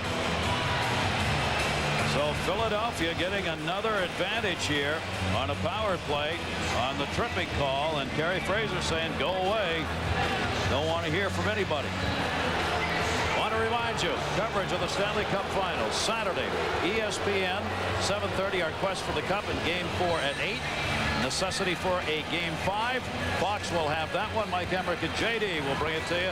That will be at 8 o'clock on Tuesday. Game 5 if necessary on Fox. You can imagine why Chris Terrian was so sensitive about that hit. First of all, it was knee-to-knee, and he looked like he thought that Marty Lapointe had really taken a shot at him. But the whole team has to be concerned with that. With two defensemen out of the lineup, there it is, and you know, it wasn't really a knee, it was kind of a hip, but he did go low. He didn't go right down to the knees. He just went a little low on him. But the Flyers are already banged up on the blue line with two of their regulars out, Paul Coffey and Peter Svoboda. If another one goes down, I don't know what they do then. Tripping at 16:43. This is the fourth power play for Philadelphia in this game. They scored on the first one, got the lead. It lasted for 2 minutes. Detroit came back, got a power play goal, and then an even strength to take the lead. 2:55 in the period. Yanni Nieminen dropped it off. 3 back. Nieminen. Desjardins now. Nieminen sending it. Leclair, the intended block. Flip back up to the point. Nieminen again. Detroit staying back tight in the box. Shot by Yanni Nieminen. In on Vernon. Covered it up as he was going down on his back. Boy, Mike Vernon was cool on that one. He actually had the puck on his stick and pulled it towards the goal line, trusting his left arm. Well, he's attached to the left arm. I guess he knows what it's going to do as well as anybody. Pretty good penalty killing here by the Detroit Red Wings. The Flyers are moving it back and forth on the point. And if we stop right here for a second, you can see that they got this man isolated. They've got this man looked at. He's going to cut in. And then Konstantinov can actually play both of these Flyers players back here. See Konstantinov dropped back in and took Eric Lindros, and then Detroit reacted perfectly again. I mean, their coverage was excellent. That shot got through, and remember, they're not going to try to move John LeClair in front, so the Flyers' philosophy has to be finesse is secondary. Go for the blue-collar goal. Go for the ugly goal. Just get it to the net like they scored their first goal. Let John LeClair fight for it. They are 4 for 12 on the power play now. Red Wings able to clear that one out. Red Wings penalty-killing unit has been outstanding here. The latter part of these playoffs over the last 2 series. Yanni Nieminen has to go back to get it. Detroit overall coming in now, giving up 15 power play goals and 89 chances in the playoffs. Again, Philadelphia having trouble getting the puck in to get it set up. Far side, Brendamore got it in his stick, lost it. It ends up going up and over the glass. The officials looking to see who that last went off. It'll stay in the zone. It went off to Detroit. Well, if it hasn't come in the power play for the Flyers, it hasn't come but for one other goal, even strength. Flyers have now scored 5 goals in this series, 4 of them on the power play. Matter of fact, 8 of the last 12 goals have been scored on the power play for the Flyers. While that's nice to know that your power play is working, if you don't get regular goals scored at 5-on-5, generally, you only get a couple of power play goals a game, and that's just not enough. That's the other side of that coin we were talking about, with Detroit outscoring them 7-1 when it comes to even strength goals here. 2:03 left to go in the first period. Face-off, Draper, and it's cleared out to center. Big effort there by Dale Howard-Chuck. Draper tied him up to roll free. Yanni Nieminen on the near side looking for some help. Howard-Chuck is in the middle. Lindros comes back to pick up the puck. Lindros, Renberg, Howard-Chuck out there up front on the power play. They'll get it set up at 28 on the advantage. Nieminen, Lindros inside. Renberg shot was blocked. Mike Vernon continues to get help from his D, and it's cleared out of the zone. Nicholas Lidstrom got the stick on it. Another underrated play by Nicholas Lidstrom. You can't count the number of underrated plays he makes in a game on all your fingers and all your toes.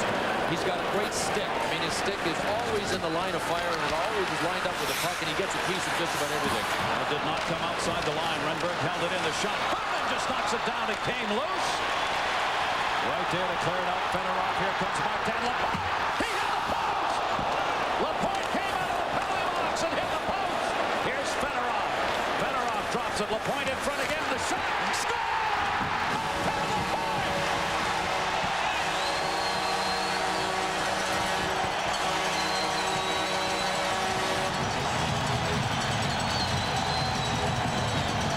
You can get away with it once, and you hope for the post, and the Flyers got the post. But Martin Lapointe, who I think has hit more goal posts in the playoffs than any player I've seen, made him pay.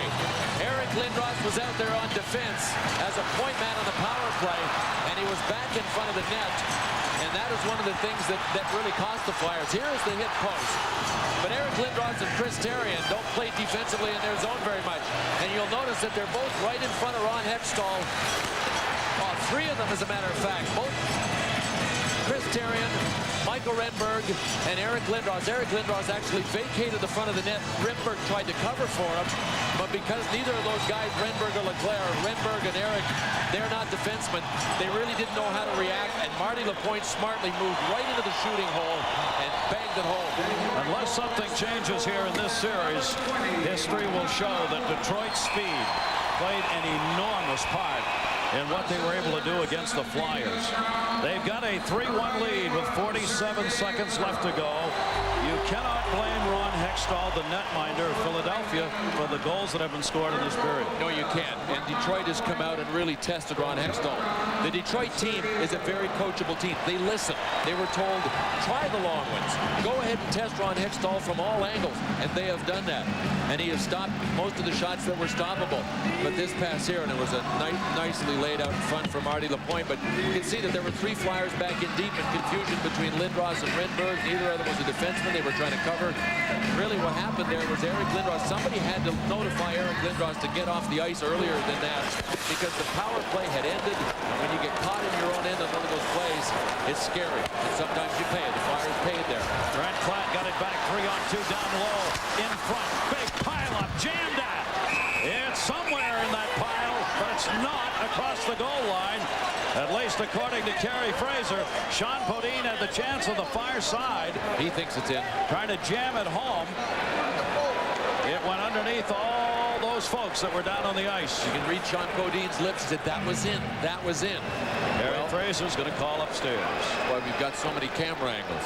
And all you hope for in a situation like this is that there is a real definitive answer that is accurate. That's what you got to have happen here, one way or the other. From our goal cam, in behind Mike Vernon. Here comes the play. Joel Otto put it to the net. Everybody's just jamming the net. Flyers have not done that very much in this series. Where is it? Can you see it? Haven't seen it yet. It hit the post, but you couldn't tell whether it went across the line. Here's another look at it. Joel Otto followed up on the play. It did hit the post, and it did come back out. I don't know.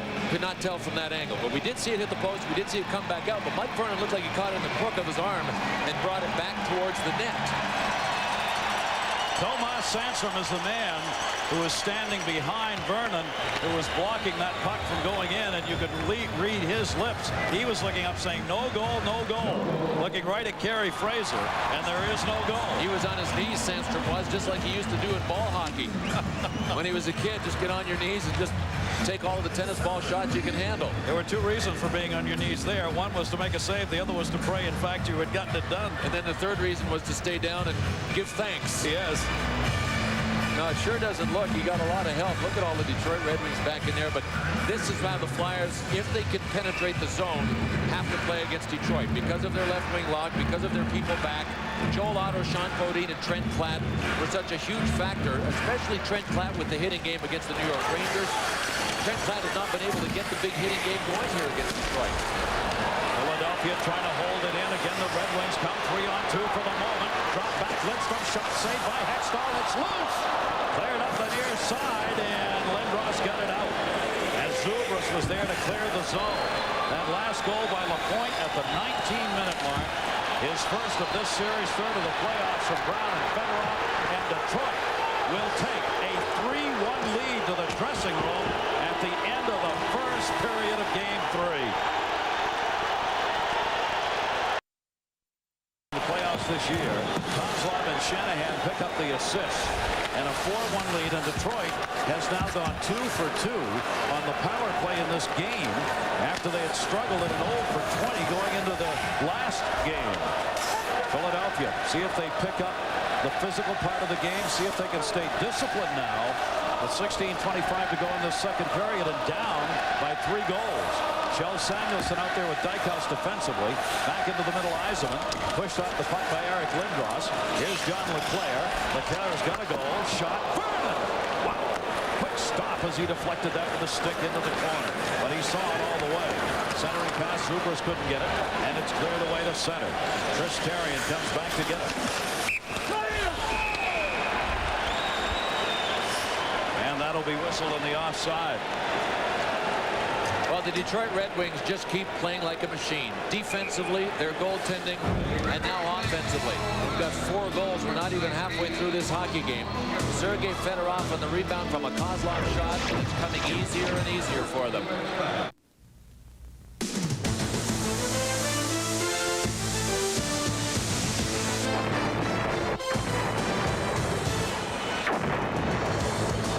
Gary Thorne, Bill Clement, and our crew, and welcome back. Will they hang another banner? Well, the way they're playing right now, it's hard to believe they won't, but it's only Game 3, and we're only in the second period. But the Red Wings have a 4-1 lead.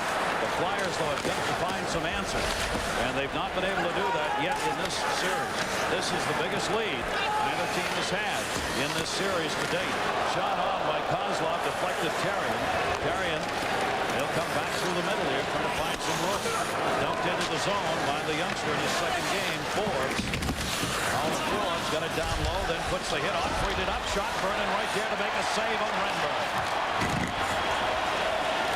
Sent back in by Therien, deflected again, and again cleared out by Fetisov. This time an icing call coming up. Chased down at the far end on the touch by Michel Petit. The last time the Detroit Red Wings won a cup was 1955, and a lot has changed in sports since then. This was the team that got that cup for Detroit with the Lindsay and the Howe. The Cleveland Browns were playing at the time with Jim Brown. There isn't a Cleveland Browns. The Brooklyn Dodgers were playing with Jackie Robinson. There isn't a Brooklyn Dodgers. The Syracuse Nationals were beating the Fort Wayne Pistons. Both of them are gone. Mike Ilitch was around to watch some of that. He's liking this a whole lot more than any of the other sports, though. No, and he's probably doing what most owners would do in this situation, and that is try to stay calm, realizing he's not there yet. He's got a nice lead in this hockey game, and as you mentioned, Gary, this is only Game 3, but he couldn't have written a better script for the Detroit Red Wings the way this series is going. And you know what? The Flyers have not been able to solve the Red Wings defensively. The Red Wings have been so good defensively, the Flyers haven't been able to solve them and get their offense going. But as complicated matters is the Flyers have not played well defensively. Shanahan just missed that one. As he ripped it, had an odd man rush for a moment, dropped back all the way to center. Yanni Niemann, that's way offside on the Flyers. Ward will go over to get it. They'll delay the whistle here, providing they get it out here, and they do, as Rouse cleared it back out to center, jammed away by LaPointe. Now, we've seen a couple of Detroit checks here well after the puck had left the area. Not called by Kerry Fraser. Maybe not as tight here being called in this period. Lindros centered, blind pass, LaPointe was there and cleared it out. And very often when you get a 4-1 lead, you back off in the hitting game. But you know the coaching staff of Detroit is standing over there saying, discourage them, make it hard for them every shift. Sent around by Maltby. What a job this line has done with Maltby out there with Koser and Murphy and Lidstrom in particular, the 2 defensemen against the Legion of Doom. Vernon had it, lost it. Zubras trying to get it in, can't. Vernon came up with 2 saves.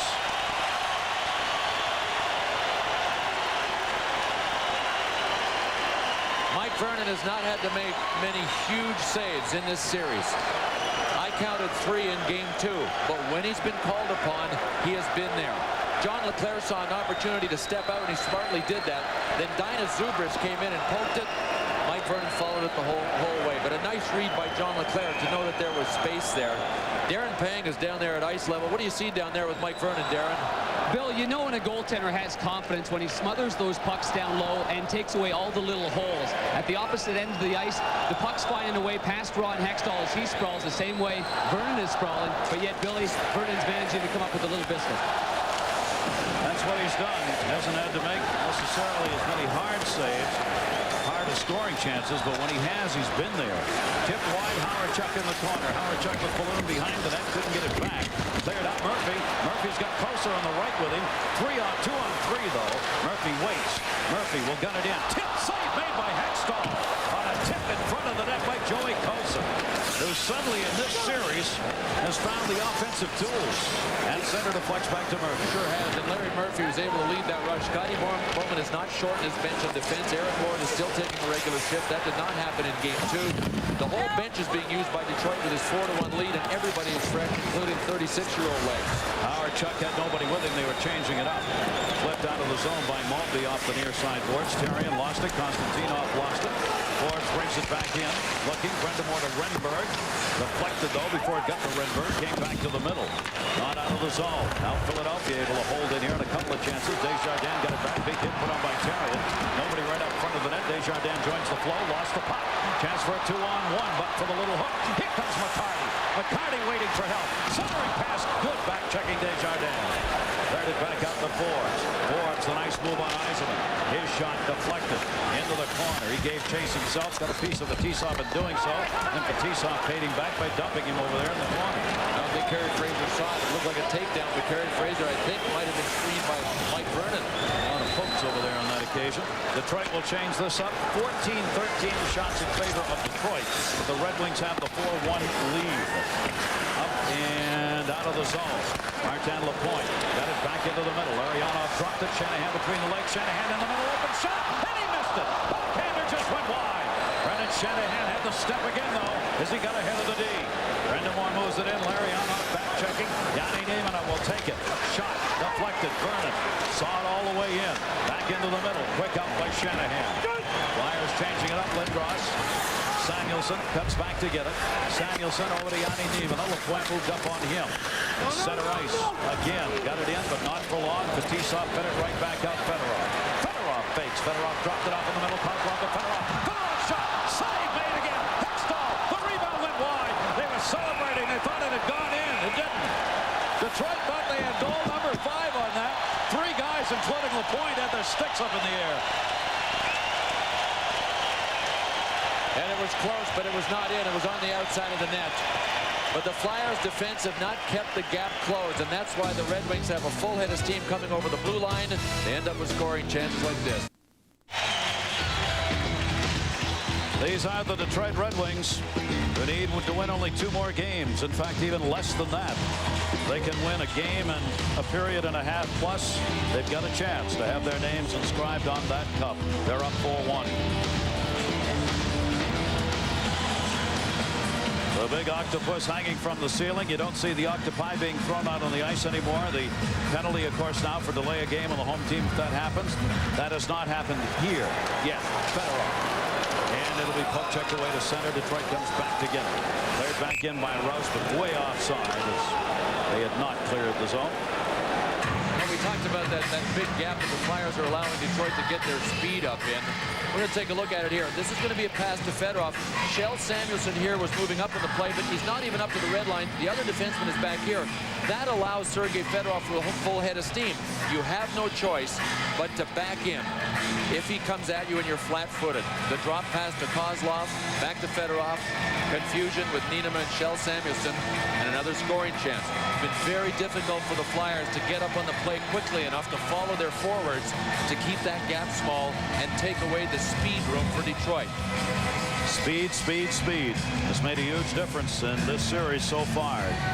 And Detroit with a 4-1 lead here, and the scoring chance is 14-8 in favor of the Red Wings in this game.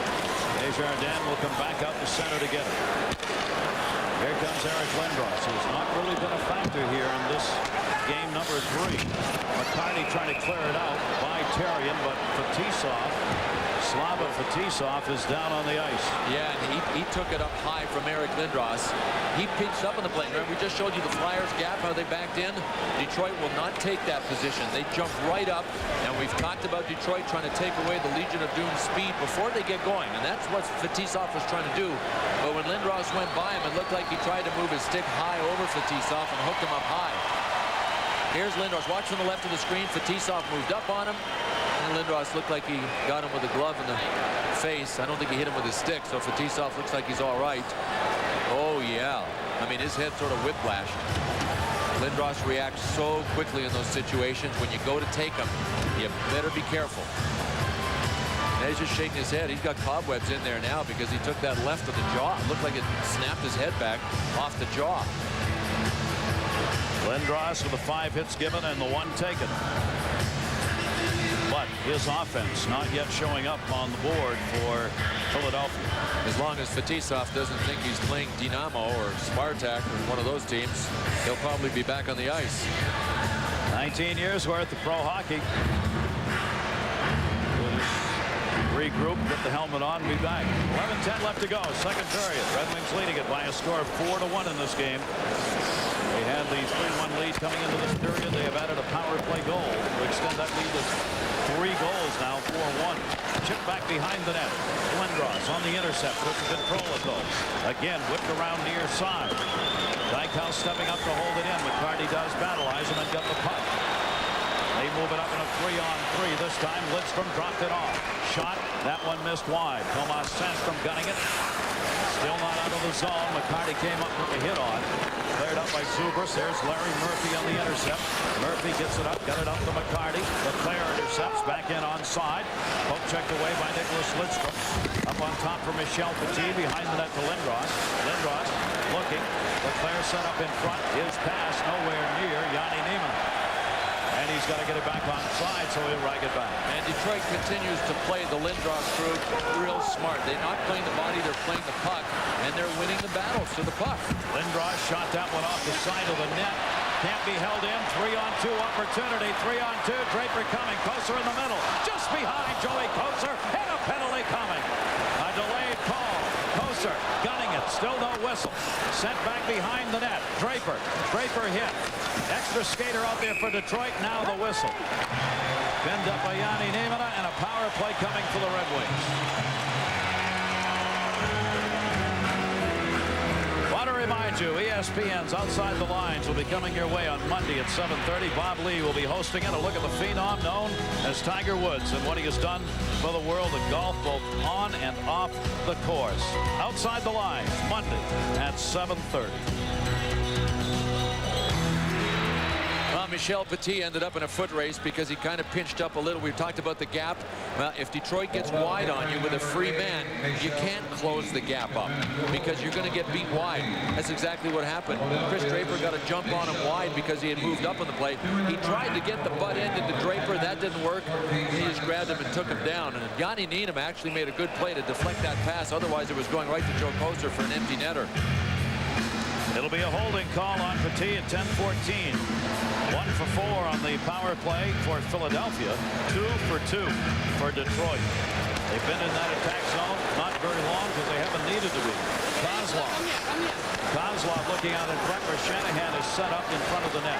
Marianov back. Fedorov the shot. That was Shanahan trying to knock that one in. Banged out of the zone. Mike Vernon will come out. Vernon holds it up. Fedorov back to get it. 9:26 to go, second period. A 4-1 lead already for the Red Wings. His power plays come alive. Kozlov in.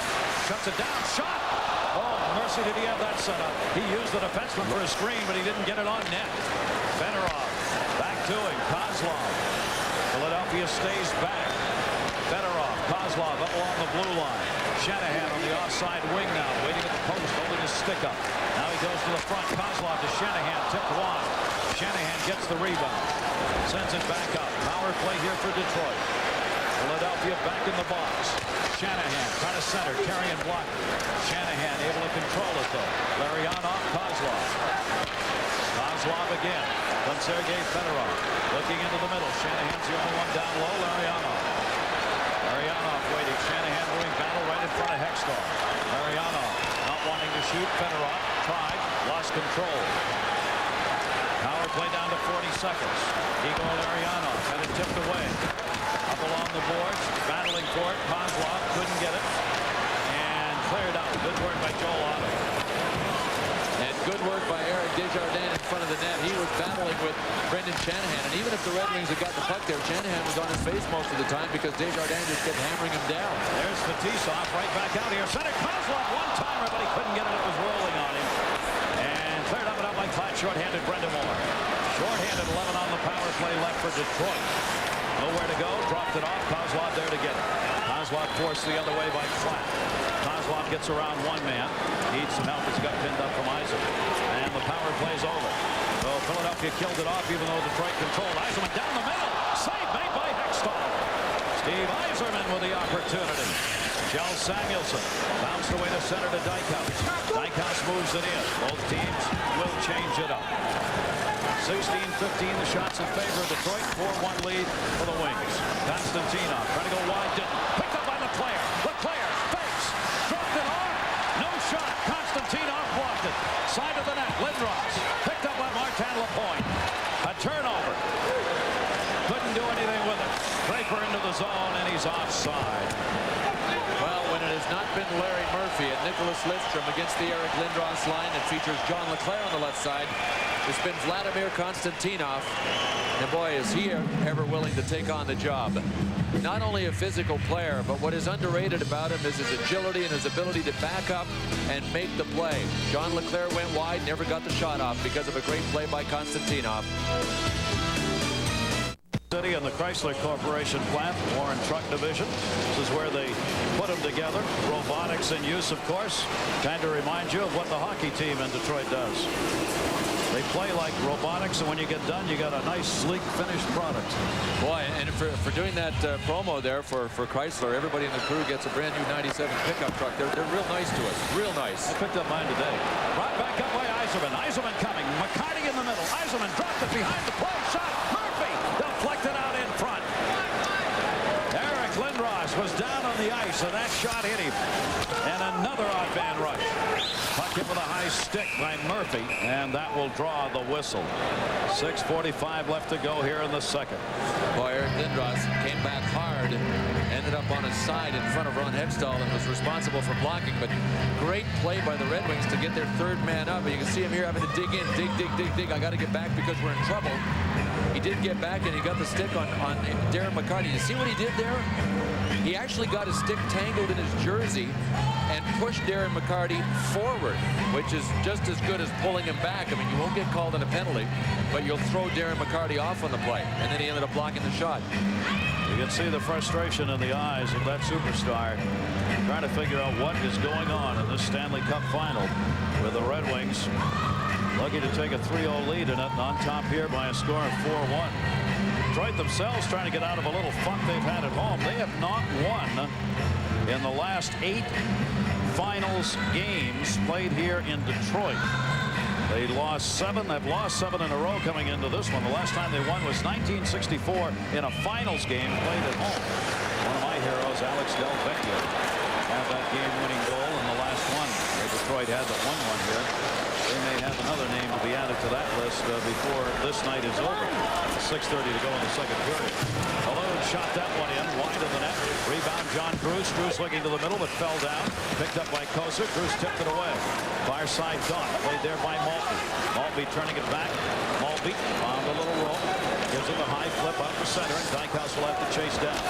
Joey Koser coming in. Koser forced it back in behind the net. Tipped down again, but not controlled by the Flyers. Go ragged back here as Detroit gets a line change completed. Fedorov saw that happening and took it back. Fedorov, Kozlov, and Doug Brown out there. Over to Brown unintentionally. Chipped away once, twice, and out of the zone by Dykhouse. Forbes comes the other way. Forbes trying to move it in for Renberg. Shot went wide, though, before Renberg caught up. Brown clears it out. 4 unanswered goals by Detroit. Yzerman, Fedorov in the point in the first period. Fedorov, another one here in this period. And the only goal, John LeClaire for the Flyers, was the first goal of this game, a lead that lasted for 2 minutes. In front, Brown up, Fedorov out. tip by Terry. Terry over to get it. Poke checked away from him by Brendamore. They'll play it back to Desjardins. Philadelphia getting set on the line change here as well. Sent in. Could be icing coming in. O'Vernon went back to play it. Didn't realize it was going to be icing. Vernon got knocked down behind the net. Caught up with a couple of his own players and one other flyer. Larionov, he's all right back up. Kozlov trying to get control of this thing. Tipped it along the boards. The point had it. Lost again out to center. Brendamore. Here's a 3-on-2 opportunity. Philadelphia sent back into the middle and they're offside. A 3-on-2 chance, but Klatt got in ahead of the puck. Welcome back to Detroit. The Red Wings ahead of the Flyers 4-1 in the second period. In the spotlight this time, we're going to look at shot selection. NHL players have to have an arsenal of them. Here's Desjardins with the puck under control, slap shot from the point. Eric Lindros is one of the most difficult, the one-timer off the pass. Great concentration there. Watch Yanni Niinema's hands here as he snaps this one off from the blue line. And then finally, you're going to see Sergei Fedorov coming in on that. Watch his hands. In close, tight to the goalie. That quickness, that's what scores goals. Different shots for different situations. And Detroit's shots have ended up in that twine more often. 4-1 lead. Shots haven't varied very much throughout this game. Vernon has come up big when necessary. Shot in wide by Lindros. Lidstrom got a partial piece of that. Lindros chased in behind the net. Detroit again able to break it out. Larionov. Igor Larionov sends it back in. Hextall going back to get it. Held it back up for Terrien. Chris Terrien turning another, almost another turnover as the point tipped that pass. Came to Leclerc though. Leclerc centered Lindros. Lindros was being watched all the way down ice that time and never got open. Nicholas Lidstrom stayed right with it. On the boards, rolled out the center, tipped back in offside, but be brought out. Be no whistle. Up to Shanahan. Did he get a stick on it? Yes. No icing here either. Hextall back. Hextall played it off the side. 4:14 left here in the period. Leclerc tied up. There's just no room even when you make a rink-wide pass for Philadelphia. They move the puck through center ice. No, and they can't get their speed up still. Intercepted again. Tomas Sandstrom brought it in. Sandstrom with Yzerman in front of him. Now is open. Sandstrom shot. Save Hextall. And covers up the rebound. RV's a storyline here in Game 3 of the Stanley Cup Finals. Red Wings, you see, looking to get another in the W column. Fedorov, 2 goals, 8 in the series. Yzerman, goal number 7. And our Visa replays will feature Steve Yzerman, a consistent offensive player in every game.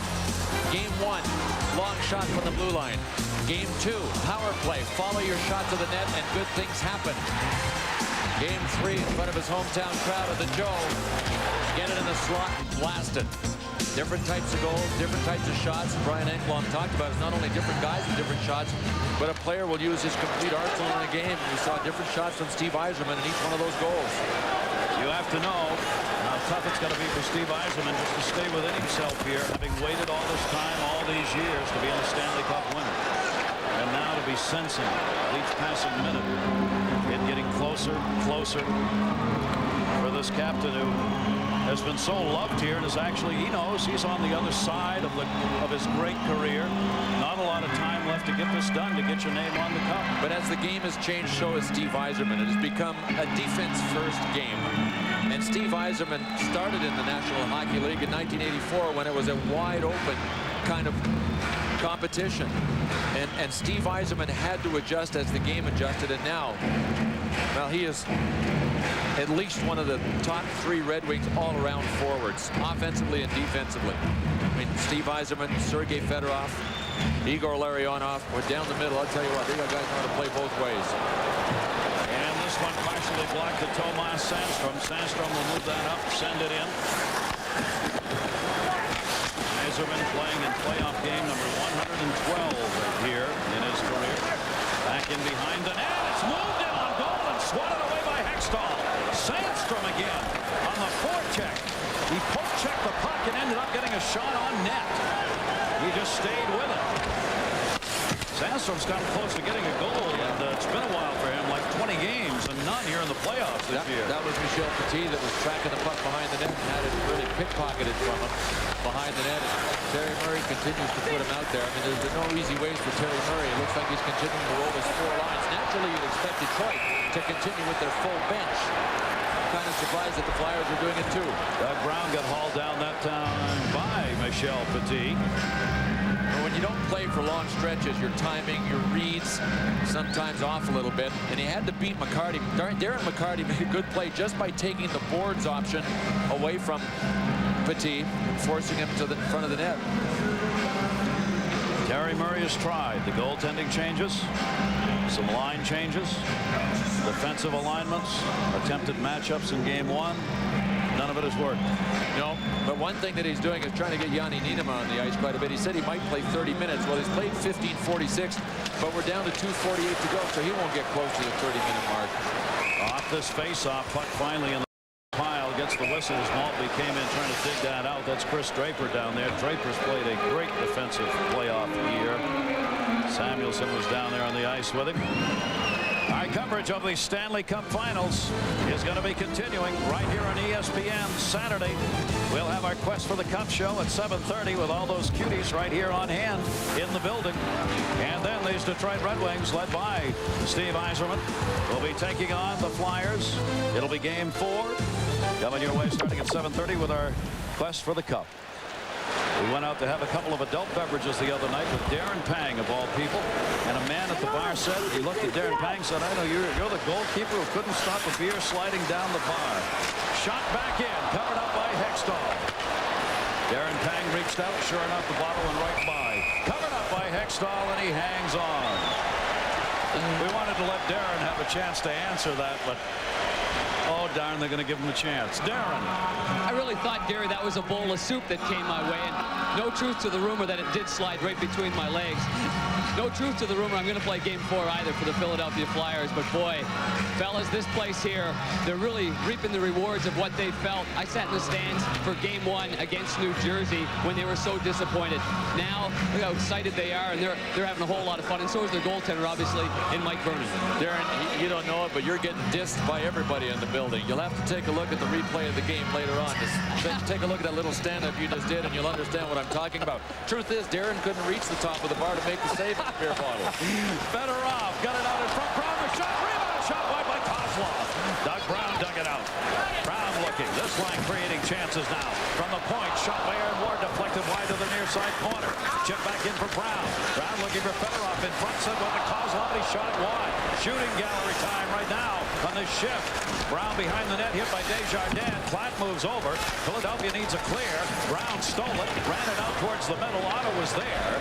And Philadelphia will get it out of the zone. They've got a dump and change, though, with 1:39 left to go in the second period. Gary, even after that flurry in the Flyers zone, the Red Wings had their left wing locked in place and their 4th man back, too. Balloon went by the puck, couldn't get it. Martin Lapointe took it to the corner. John Druce on his back. Larionov will start it up ice. Larionov looking, sends it in. Wide side corner.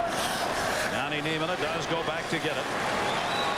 Niinimaa picked up 4 assists last 3 games. Big hit, Konstantinov! Whoa! Vladimir Konstantinov. Martin Lapointe shot was blocked.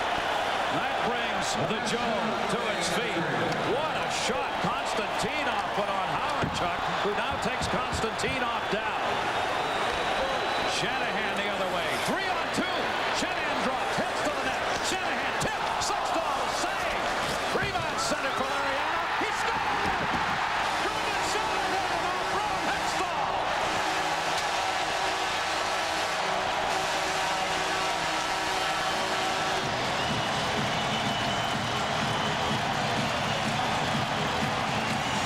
Well, the Joe is rocking as the wheels fall off for the Philadelphia Flyers. Vladimir Konstantinov's hit put a real punctuation mark, exclamation mark on this game. And as a result of the Flyers, I think, trying to go back at him, they ended up giving up a 3-on-2. Now the Flyers recovered because Brendan Shanahan's deflection went behind, but watch what Shanahan does. Was he trying to bank it off Ron Hextall? Possibly.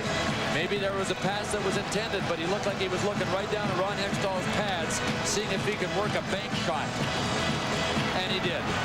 By a couple of inches, Brendan Shanahan has given the Red Wings a 5-1 lead. An incredible series. Nobody believe Detroit would be doing this at this point. They have scored the last 5 goals in this game after Philadelphia got Leclerc's goal in the first period. A lead that lasted for 2 minutes. The Joe just rocking. McCarty trying to send it in. Desjardins deflected. Dump back into the zone. Long shot. This could be an icing call here, and it is. Eric Lindros gunned it in, I think, thinking the clock is down further. Listen to the Joe.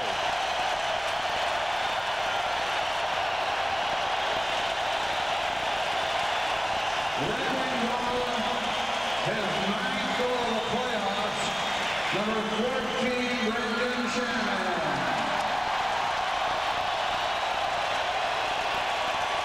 And Ron Hextall has to continue to stand in there and face the barrage that has come his way. Terry Murray said he's going to go the rest of the way with Ron Hextall. I didn't take that to necessarily mean that Ron Hextall would be left in no matter what the circumstances were. I took it to mean that Terry Murray was going to at least start Ron Hextall in every game. But if he's going to have any hope of winning Game 4, might have to think about between periods coming out with Garth Snow. No other reason to keep Ron Hextall's head straight for Game 4.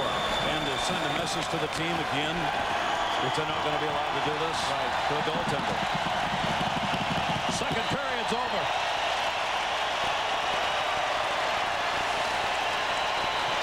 Boy, the Red Wings continue to get balance. They have gotten scoring from their ace players. Fedorov tonight, Yzerman tonight, Shanahan tonight. Their role players have bailed them out when they've needed it. They've gotten them on the board when they've needed it. And the Detroit Red Wings have yet to do anything other than just pump away, as any Detroit team should do in this Motor City, on all cylinders. They've got a 5-1 lead. Shanahan's goal coming in 1917, his 3rd of this series and his 9th of the playoffs. Darren McCarty got the assists on it. Fedorov and Shanahan scored in this period. Yzerman, Fedorov, LaPointe scored in the first after Leclerc got the only goal for Philadelphia. And that cup getting closer and closer to Detroit. Konstantinov, the huge hit at center on Dale Howardchuk. Converted. Shanahan off Hextall for goal number 5. 2 periods are done. Retaliating at the start of this 3rd period, and Kerry Fraser's got him on a cross check. You know, the players really shaped up after Kerry Fraser called it tight in the first period. We stopped seeing guys obstructing and guys hooking. And Eric Lindros came. It didn't look like it was that hard, but Kerry Fraser deemed it a cross check because he had his hands spread and the stick against Konstantinov's back. Now the Detroit Red Wings get another chance on the power play. You know what? Through 2 games, the Flyers had more scoring chances than the Red Wings in this series. It was the big breakdowns that hit them. Well, tonight Detroit has just ripped it away, and they're going to get a chance to go on the power play because of this hit coming.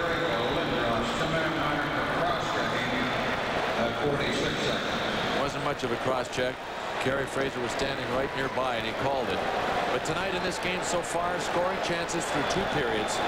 22 for Detroit, 9 for the Philadelphia Flyers. So even the chances have dried up. They have now scored, Bill. We were talking about this in the intermission. 8 periods of hockey have been played. They've scored 5 goals, 1 even strength goal scored by the Flyers. And that wouldn't be so bad if they hadn't had big breakdowns in the middle of all of that. But that both ends of the ice have cost the Flyers. Got a problem obviously here with the ice. The boys are going to fix it. Detroit has picked up 2 power play goals already. When we start again, they'll have a power play. The Gladiator, Vladimir Konstantinov. And that is the face of one of the true gladiators in this sport of hockey. Konstantinov took Klatt to the board. And I guess this is when the glass broke, is when Klatt went up high. I mean, if you can get up on the glass, you take away a lot of the hit. If you stay down low, the boards don't give nearly as much. So naturally, when a guy's got you in his wrap like that, the way Konstantinov had Klatt, the last thing you do is try to get a little airborne to get against the glass. They're having a difficult time getting that painted glass, plexiglass out of there. 10 hits for Vladimir Konstantinov and created that last penalty. So while they fix that, we will remind you that our coverage of Belmont Weekend on the Deuce, ESPN, and ABC will be coming up on the Deuce tomorrow night.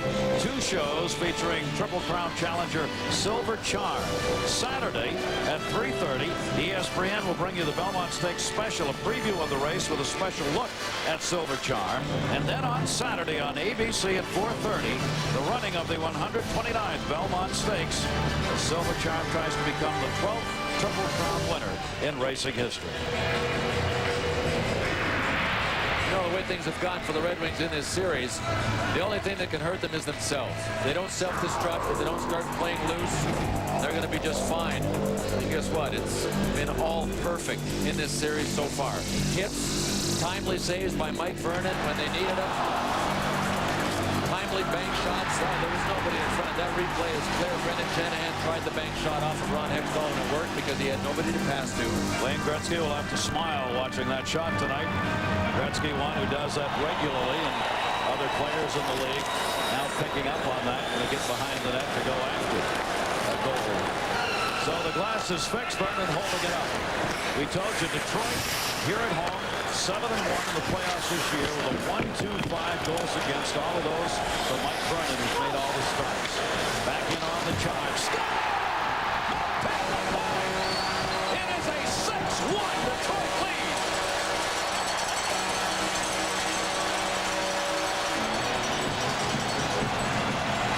Well, was Marty Lapointe due, or was he due from that right side shooting spot? How many times has he come down in the playoffs and banked it off the post? Not that time, baby. Nothing but net. And Marty Lapointe can really launch it. Now with Brendan Shanahan and Lapointe both coming with some speed, the Flyers backed in. They're killing a penalty. Chris Therien was used as a screen. And Marty Lapointe just ripped that one into the net. It may have touched Chris Therien, I'm not sure, but he had enough on it to score even without the deflection. Grosse Pointe, Michigan. Margie's bar, the reaction. Fives and drinks around. A 6-1 lead. That is his 4th goal of the playoffs. He's got 2 in this game tonight. Martin Lapointe and a 6-1 lead.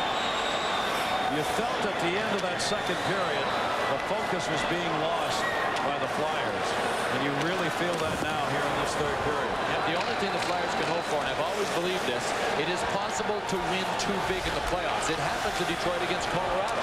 They waxed them 6-0 here. They went to Colorado and lost 6-0 there. So I've always felt it is not good to win too big. As soon as you assume your opponent is mortally wounded, maybe you let up a little bit. So looking ahead to game 4, that has to be a Flyers hope. Vernon stayed there in the attempted tip in by Yanni Nienema. Back the other way. Wings will have to regroup at center. We're going offside. Fedorov back. Fedorov feathered that one in near side. It's getting a little chippy now with a 6-1 lead here and only 2 minutes into the 3rd period. Tomas Sandstrom get into it on the far side a minute ago.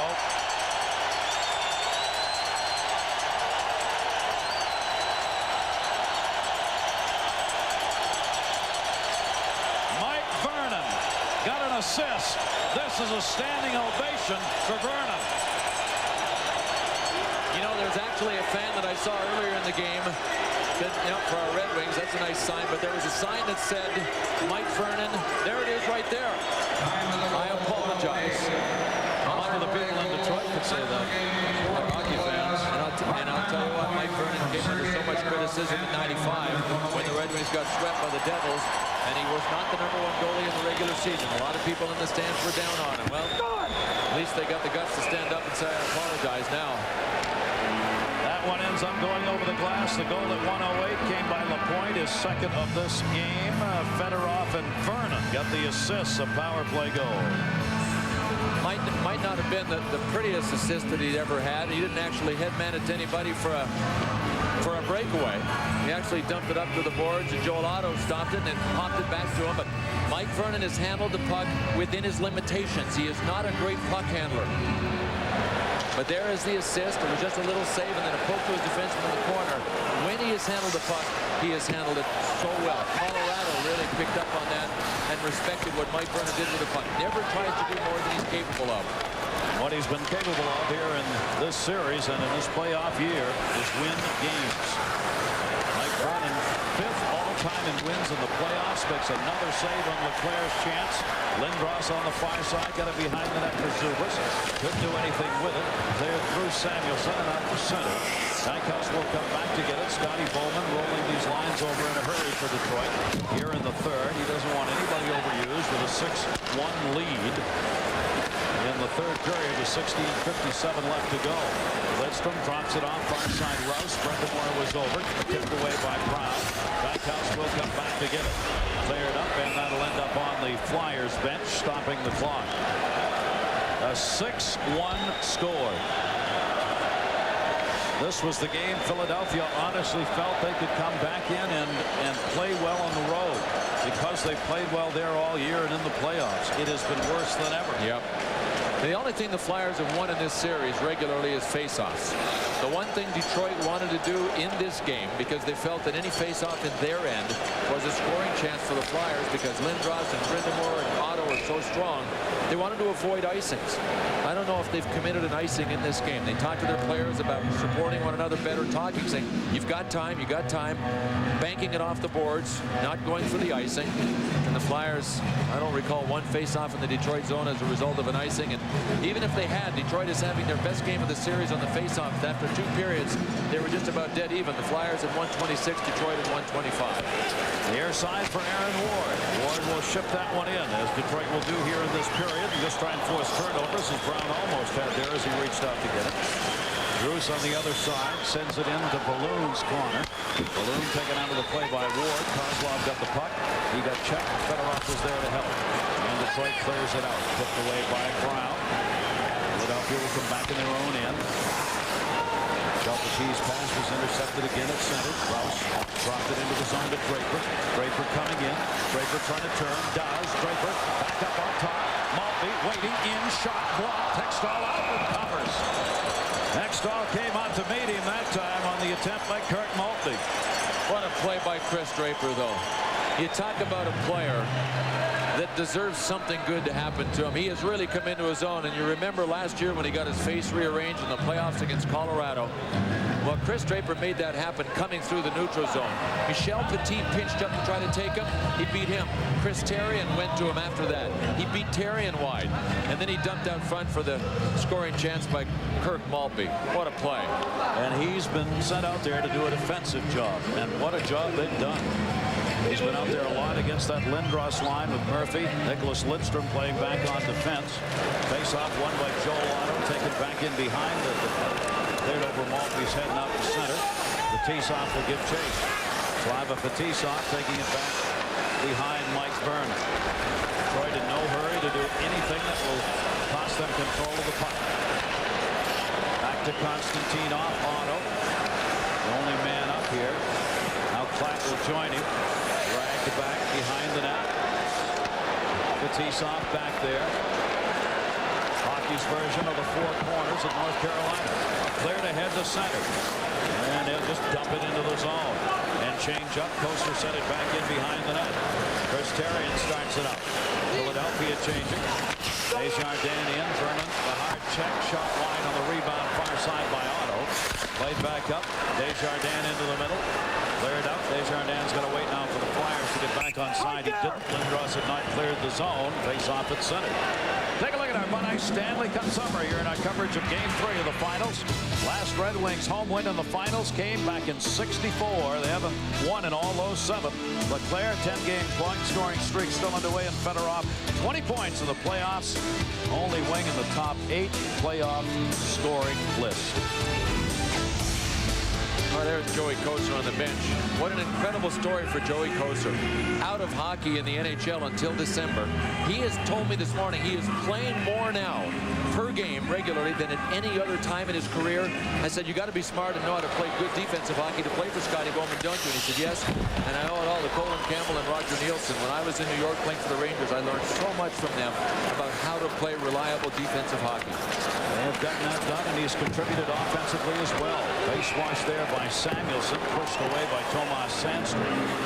Whistle here as the puck was down underneath the folks.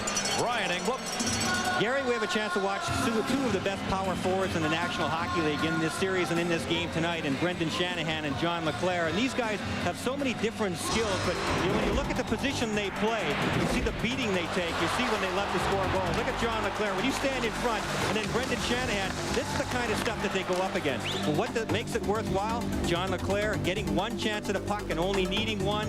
And then Brendan Shanahan seizing a chance that's not even really a scoring chance and coming away with a goal. For Shanahan and John LeClair, that scoring touch and the raging bull together. Back in action here. Samuelsson along the near side. Had it deflected away and deeper into the zone. Swung around. Sandstrom lost it. Samuelsson got it.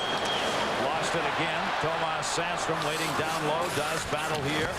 Oh, ripped off by LeClair. That helmet came off. Lindros on the near side sends it out.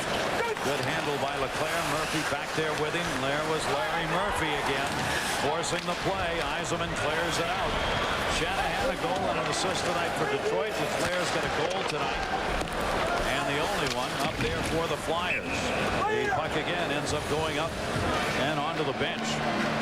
13:55 left to go here in the third period, and it's just a matter now of running the time off the clock because the Flyers aren't going anywhere in this game. No, and rolling the lines for Scotty Bowman. For that matter, Terry Murray is doing the same thing with the Flyers. He's still going with his bench and everybody. Bob Clark, president of the Flyers, looks on, and that's a cool exterior. But there is a volcano that is going on inside of Bobby Clark right now. He will forever wonder about the deal that wasn't made for a goaltender. He had the opportunity to make a change, to come up with another goaltender and a deal. And it was really difficult. At the trading deadline, the Philadelphia Flyers talked to the Toronto Maple Leafs about Felix Potvin. But Cliff Fletcher wanted Yanni Niinema and Dinas Zubris in the deal. How do you make that? No, you cannot make that deal. And the other thing is the goaltending issue here has been so overwhelming. But the fact of the matter is Detroit's beaten Philadelphia in every other part of the game. Way more than that. I don't think Ron Hextall or John Stone can take the heat for this. And I said this a couple of times in Game 2.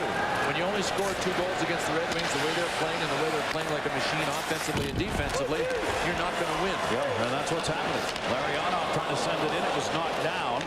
Yanni Niinema back for Michel Petit. Paul Coffey out if you joined the slate, not even with a team here. A slight concussion from last game after he took a hit from McCarty. He could be back to play on Saturday. Game we'll have for you at 7:30 with our Quest of the Cup on Saturday. 13:06 left to go here in the third period. Larionov comes back to the blue. Larionov gains the red, dumped it off for Brown. He saw the hit coming, got spun around by Bruce. Avoided most of the contact though. Dumped deep, Fetisov coming back to get it. Slava Fetisov clears it around. He got it up the near side boards. Intercepted by Falloon. His pass lost. Desjardins came back to get it. Desjardins will flip that one into the corner. Konstantinov back to get it. Konstantinov took a couple of checks there, but he got it around and Kozlov cleared it out. Desjardins leaving it back. Falloon again. Falloon leaves it. Flip back in wide. They were offside.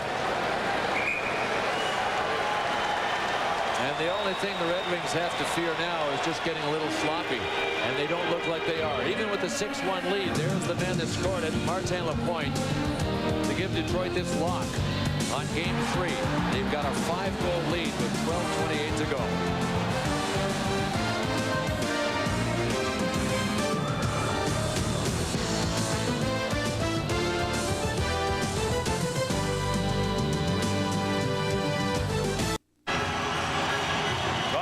Left in this third period. Eric Lindros out to take the face-off as the Flyer players wanting to get this one over with right now and try and regroup for Saturday. Sent back in by Maltby, far side Lindros. Lindros, puck bounced on him there. He jammed it up off to LeClair. Back to Lindros, sent it for Zubris, but tipped away from him and out to center. Hextall will come back to get it. Hextall played it out to center. Deflected away there by Zubris. Battle with Draper involved in it. And Maltby. Maltby got it back. Nicholas Lidstrom leaves it. Detroit slowing the pace down, not turning it over. Maltby sent it in. Lindros put a shot on him. And a whistle, and he's going to go again. Eric Lindros, for the second time in this period, has been caught on a retaliatory move. That time it was an elbow.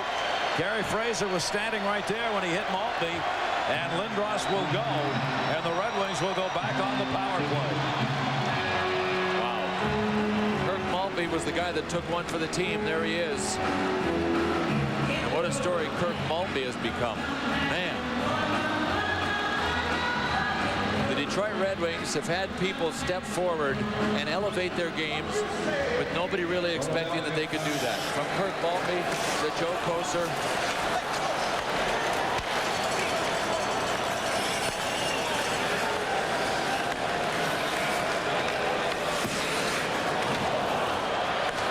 Yep, hit him up high. Terry Murray doesn't like the call, but I'm not sure he got our angle of it because it looked like the forearm and the elbow came up right under Kirk Maltby's helmet. And in a 6-1 game, Gary Fraser also wants to make sure this stays under control. He doesn't want to let one go that will force a Detroit player to have to retaliate, and then it starts getting out of hand. Power play, Darren McCarty shot, save made by Hextall. There up Otto. Short-handed Philadelphia. Knocked away by McCarty. Penalty on Lindros for the elbowing came at 8-12. 5 power plays now in the game for Detroit. They have scored 3 power play goals in this game. And that'll be brought in, and a whistle here as Ray Scampanello, the linesman, got knocked down over there, and an offside call or another penalty. Yep, Darren McCarty's going to go, so that'll even it up. Yeah, now Gary Fraser's going to make sure here that anything that looks even remotely like a chip shot, and the person's going to go. And why not? Yeah, keep this under control. We've seen too many games get out of hand once the score gets out of hand. Remember, we talked about the Flyers not being able to get the lead in the first 2 games. Well, they came out here and got the lead in the first period, and it didn't last long. But look at this. Holding lead against the Penguins, 43.9%. It went up against the Sabres, went up against the Rangers, 1.2% of the total time played in this series. 137 minutes and 12 seconds for Detroit, and an entire 2 minutes for Philadelphia. That's it. Those 2 minutes came at the start of this game when LeClaire got that goal. Now we escape 4-on-4 for the first time. The interference from McCarty at 8:39, evening it up. Drop pass, shot LeClaire, save made by Vernon. Rebound skipped underneath. Bankhouse' stick as he was charging. Doug Brown the other way. 4-on-4, remember. Brown moves it in, then drags it back. Brown ragging, dropped it off for Fedorov. Sergei Fedorov, Yanni Niemann moving in. Fedorov just played it around the boards. On the near side, Fetisov steps up, held it in. Brown trying to get his stick free on the near side. Fetisov bounced over his stick. Here comes Vernon, the offensive goalie, who's got an assist tonight up for Brown. Brown tipped it back along the line. There'll be a short power play coming up here for the Flyers in 42 seconds. Philadelphia controlling onside. Back into the middle. Shot deflected to Brendamore. Brendamore leaves it on top. Terrien, that one wide. Rebound comes back near side. Desjardins looking out in front. Desjardins trying to get set up, cutting in from the point on that one, but they couldn't get the puck back to him as Forbes got tied up and Detroit cleared. Now, Terry Murray really had no option once this game, in his mind, ended up out of reach, but to go with his 4 lines. I mean, other than, you know, he could play his best players and tire them out for game 4, but there was no incentive to shorten his bench once in his mind the game was gone. Yep. Desjardins, power play in 4 seconds for the Flyers, a short one. Desjardins dumped it in the middle. They lose control. Larry Murphy, power play underway. Detroit is short-handed. Igor Larionov sends it in. Terrien was on him. Larionov got the puck, though. Larionov all the way around. Larionov waiting, held, foul, multi-shot, save Hextall. On Hextall, knocking down a short-handed chance right there. 10 on the power play for Philadelphia. And a whistle, and they're offside. Both Lindros and Brendamore were offside on the near wing. Our coverage of the College World Series on ESPN will continue tomorrow at 3:30. This an elimination game pitting Alabama and Miami of Florida. A rematch. They played today. Alabama won it by a score of 8-6. The winner of that takes on the defending national champion LSU on Saturday. Tomorrow, 3:30, College World Series from Omaha. What a shift that last one by Larionov. He beat Therrien, then beat Desjardins behind the net. He is an unrestricted free agent after this season, making about $1 million now. You know he's going to get some offers. Apparently the Red Wings have offered him about 1.3 to 1.4. He is not signed. At 165 pounds, an amazing player. It's hard to believe in 1992 when he was only 32 years old. The Vancouver Canucks deemed him to be too old and left him unprotected in the waiver draft. A lot of these people that were deemed too old by teams have suddenly come back here in the finals. Larry Murphy, Slava Fetisov, Igor Larionov. Fetisov back in behind the net right there. Tried to dish it off. Came to McCarty. Aaron McCarty got run into and down by Lindros. No whistle here. One of those back to the boards, but not a big hard hit. McCarty was able to protect himself on it. 8:58 left to go. We're in the third period. The Red Wings up by 5.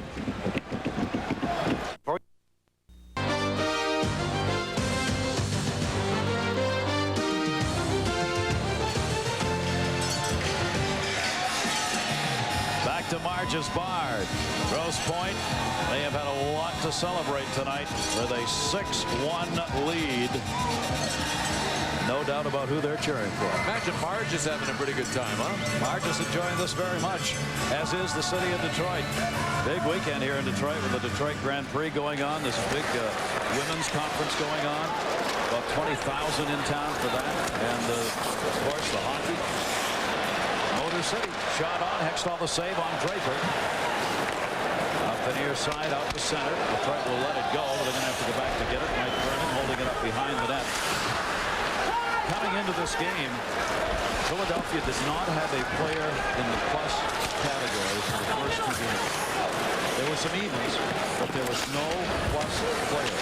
And the way this game has gone, I can't imagine there's going to be any plus player going into game 4. No, I can't imagine that, and I can almost say that the Flyers would need more than a 4-game series to ultimately end up with anybody in the plus category. That's how badly they have been beaten so far by Detroit. Centering past McCarty. Went through and into the corner. Thomas Sandstrom the hit on over there. Cleared out. 5-on-5 now. Lidstrom comes back. Both teams change it up on the floor here. Yzerman brings it in. Yzerman's had a great game. Lidstrom the move, and what a move on Yanni Niemann. Centered it back. Murphy. Save made by Hextall. Loose puck. Sandstrom tried to center. Larry Murphy with the opportunity on a nifty setup. Detroit making sure they're way back in the zone. Murphy right there. That was a good save by Ron Hextall. He's obviously made up his mind that if he's going to go down, he's going to go down swinging. Very aggressive. He's really coming out at the shooter saying, oh, what the hell with this? I'm just going to go out at him. And he knows he's, knows he probably is going to start game 4. Terry Murray indicating it was going to be Hextall the rest of the way. The sweet chant going up now by the Detroit fans. Cleared back out. Petit got it out of the zone. Detroit lining up along the blue line. That prevented Leclerc from getting in, and a penalty coming up here. Delayed call on Detroit. Touched up there by Therrien. Delayed whistle. Hextall now sees it and heads out. Extra skater coming out for Philadelphia. Whistle will blow right here. As Kerry Fraser again making sure this stays under control. He got a slash there, and it'll be a power play for the Flyers. 6:58 left. I didn't see it, but I thought it might have been a spear because the evidence was on the ice, a broken stick. It broke right down near the blade, which very often is the sign of a spear, but Kerry Fraser saw a slash.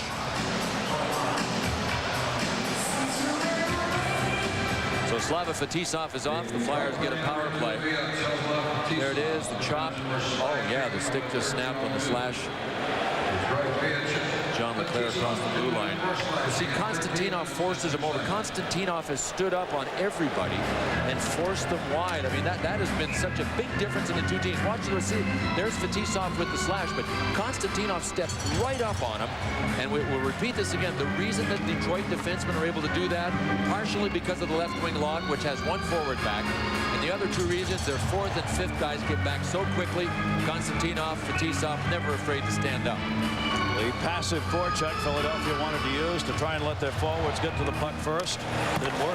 No, they thought they were going to play the patient game and try to catch the Detroit Red Wings on a counterattack in the neutral zone. I think one of the factors, too, that has to be considered, these teams only played each other twice in the regular season. You don't get a real feel for one another. And the Flyers all admitted after Game 1, we haven't played a team that plays like this team yet. 6:46 left. Power play is underway for Philadelphia, but they were offside, and the faceoff is going to come back the other way. It looks like a deciding game will be played on Saturday right here, and we'll have it for you on ESPN at 7:30. Our Quest for the Cup show, and 8 o'clock Game 4. Then, if necessary, Fox will have Game 5 for you at 8 o'clock Eastern Time on Tuesday, if necessary. The power play with Fetisov out is the 6th of the game for Philadelphia. They scored on their first power play. Leclerc at 7:03 of the first period. Obviously have not scored since, because that's the only one they've got up there. And he won't score right there as Vernon denied. Vernon reaching up, knocking that one away. With the 6 goals picked up by the Wings, they now have 14 players who have at least 1 point here in the finals. Flyers at 6. Cleared around to the near side. Pope checked off the boards and out of the zone. Philadelphia really feel deep down inside you to understand what they're thinking right now. Lindros out there. They just want this game over with.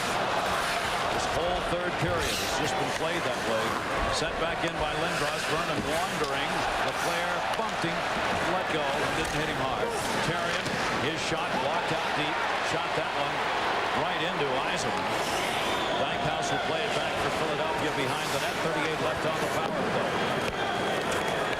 Lindros moves it in. Dropped it off. Had nobody there. Tomas Sandstrom sends it out. Draper giving chase. Charging down on Dykehouse. Dykehouse left it for himself. Up for Terrien. Both teams changing. 20 left on the advantage.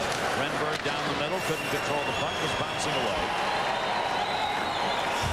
Detroit penalty killers got it out of there. 13 left on the power play. Sent in wide by Michel Petit. Aaron Ward back. Hard off the wall. Got it out of the zone. Whistle. He'll be brought back into the zone. May have been hit with a high stick over there off the glass.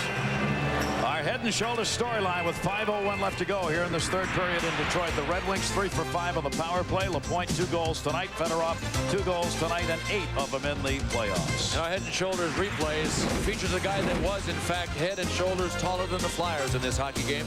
Sergei Fedorov. He has put together a brilliant performance. Hard opportunist. Hard being in the right place at the right time, as he was on that last goal. You know what Scotty Bowman's doing now? Gary, I've been watching what he's been doing on defense. Aaron Ward has played left D this entire series in playoffs. His last shift has had him out on the right side. Larry Murphy, who does not like to play the left side, the first shift on this kill had Larry Murphy on the left side. Get some players used to some different positions just in case. I'll tell you what, the wheels are always turning. Back to the point, Terrien. The shot deflected wide. Power play is over. That will be whistled. So 1 for 6 on the power play for Philadelphia. 4:53 to go third period. Detroit that far away from taking a 3-0 lead in the Stanley Cup Finals. They are up by 5 in this game. Well, a lot of people have left the Joe, but those who have stayed are still rocking and rolling. I guess the other fans that left figure this one's pretty well in the bag. I think that's a pretty good instinct. 6-1. Larry Murphy on the bench. I go back to the first period for what I call the turning point in this game. It's not a turning point. It could have been a turning point for the Flyers. 5-on-3 penalty kill for the Red Wings. Murphy was part of it. The Red Wings killed it off when they were leading the Flyers 2-1 at the time. Less than 5 minutes later, the Red Wings made it 3-1, and they have not looked back. Thanks to Larry Murphy and his cohorts on the penalty kill, they killed off the 5-on-3. Maybe a prophetic number, 55. Behind the net, shot on. Vernon knocked it away. Played back in by Petit. Maybe other teams want to think about signing up Joey Kosa. Puck likes to follow him around. Yeah, but I think they'd have a tough time prying him out of here now. They could have had him for nothing in December, boy. Back when he was in that beer league. 4:07 left to go here in the third period. They hold the line. Leclerc looking into the middle, center, Lindros there. Pope checked away from him again, out the center. Lindros trying to get down low to make a play. Big hit by Maltby on Shell Samuelson. And it drove the glass right out of its holding bars on the side and broke the bottom of it. What a hit. Again, a Detroit Red Wing right in a Flyer's face. Absolutely no time. Kirk Maltby got the jump as soon as the puck left the zone and tracked Shell Samuelson down and slammed him. Looks like one of the off-ice officials ended up with see Maltby right on him. And then another Red Wing along the boards, and Samuelson tried to get the red line. That's a good play by Samuelson. You know, he gave one up for the team to get the red line and dump it in. Kind of paid the price, but because the glass came out, it probably wasn't that hard to hit. You know, he didn't end up against a real tough. Look at that angle we got on that camera. Our camera mount is a little bent now. That is a shot from one of our cameras that's mounted near the point of impact. There it is. All right, we need a volunteer, folks. We need somebody to run down there and straighten it up. Oh.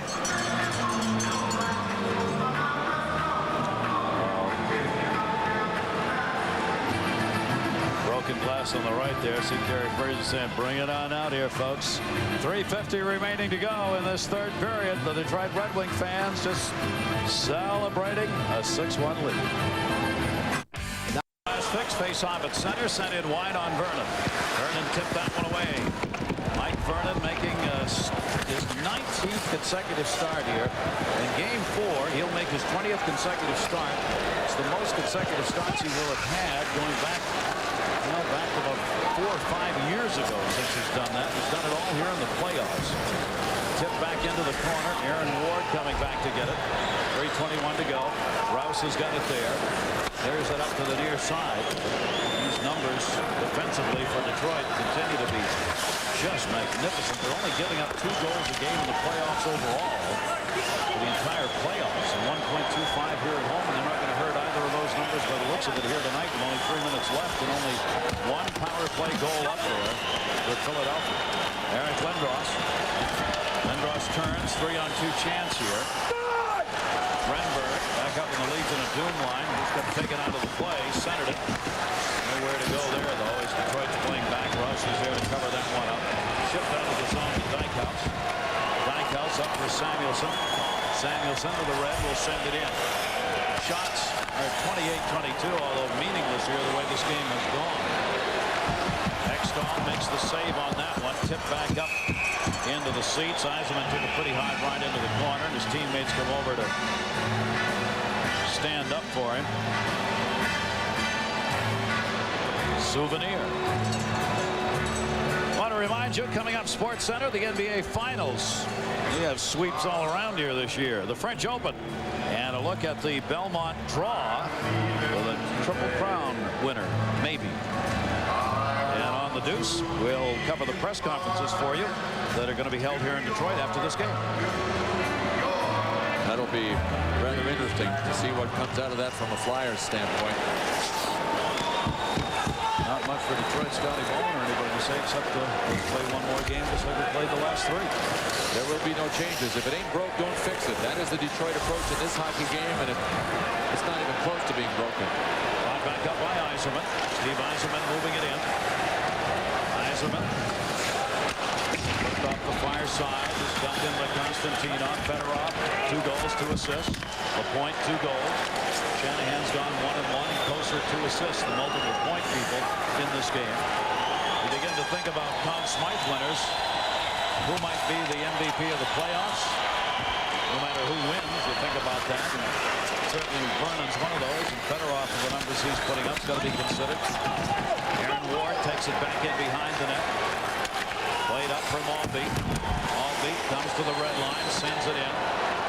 Players untangled behind the play. Ward and Zubras separated. Linesman was there, but they moved apart themselves. Has not gotten out of hand. Carey Fraser made sure of that by making the close calls here in this third period. They'll get a whistle there on the face-off with 1:16 left.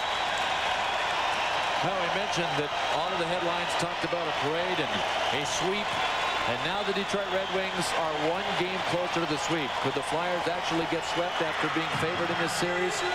Well, it's possible. And there have not been 3 consecutive sweeps in the finals since 68, 69, 70. Common denominator to a possible sweep this year might be Scotty Bowman. He coached the St. Louis Blues in the losses. He had the team that was swept in each of those 3 years back in the late 60s, coaching St. Louis. But back then, the Western Conference was comprised of all the expansion teams. And by the time you got out of the Western Conference, you had to play the big bad Eastern Conference. Outside here, Scotty Bowman's trying to become the first coach to win a Stanley Cup with 3 different teams. He already has 6 rings as a coach, 1 as a front office personnel. And if he wins, he has told his coaches, and I got this from Dave Lewis standing right next to him, that he 99% sure he is done. That he will not come back as coach here if they win. He left himself a 1% open. 1 minute left to go here in this period. Puck ends up in the seats. We'll be here on Saturday, 7:30, our quest for the Cup. 8 o'clock for Game 4 in what could be the finisher, as Detroit will try and sweep this series and win their first Cup since 1955 Saturday night. Mike Ilitch, like the rest of the Detroit personnel, will remain cool, calm, happy, but not putting it up front. And notice how he is not glued to the game as he was earlier when it was being contested. He, at least for the evening, looks like he can relax a little bit. Come back in for Aaron Ward. Ward will just finish that one up. Played back in behind the net by Yanni Niemann.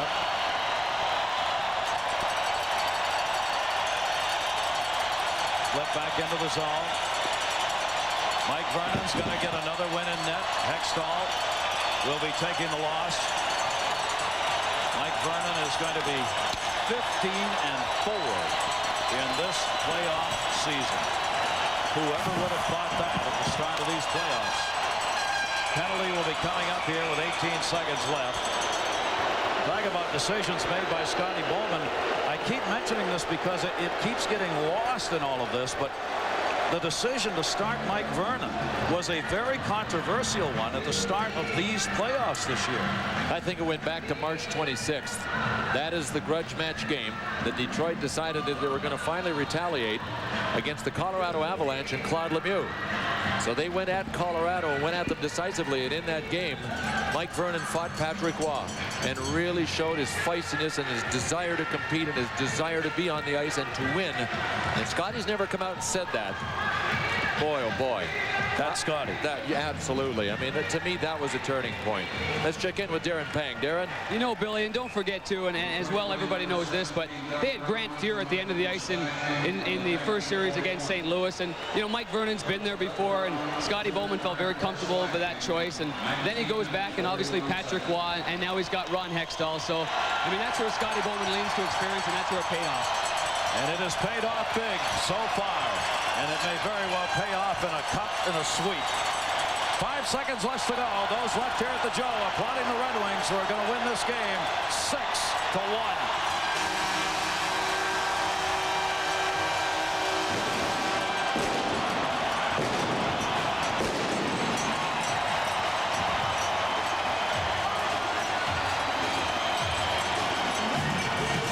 Fourth time Philadelphia's lost and given up 6 goals in this year's playoffs. Wow.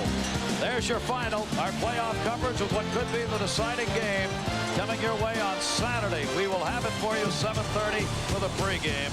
Those kinds of hits determine this one. Stay tuned. Sports Center coming your way next. All the highlights of everything that's gone on in sports. For Bill Clement and all of our crew, I'm Gary Thorne. Thanks for joining us. This has been a presentation of ESPN, the worldwide leader in sports.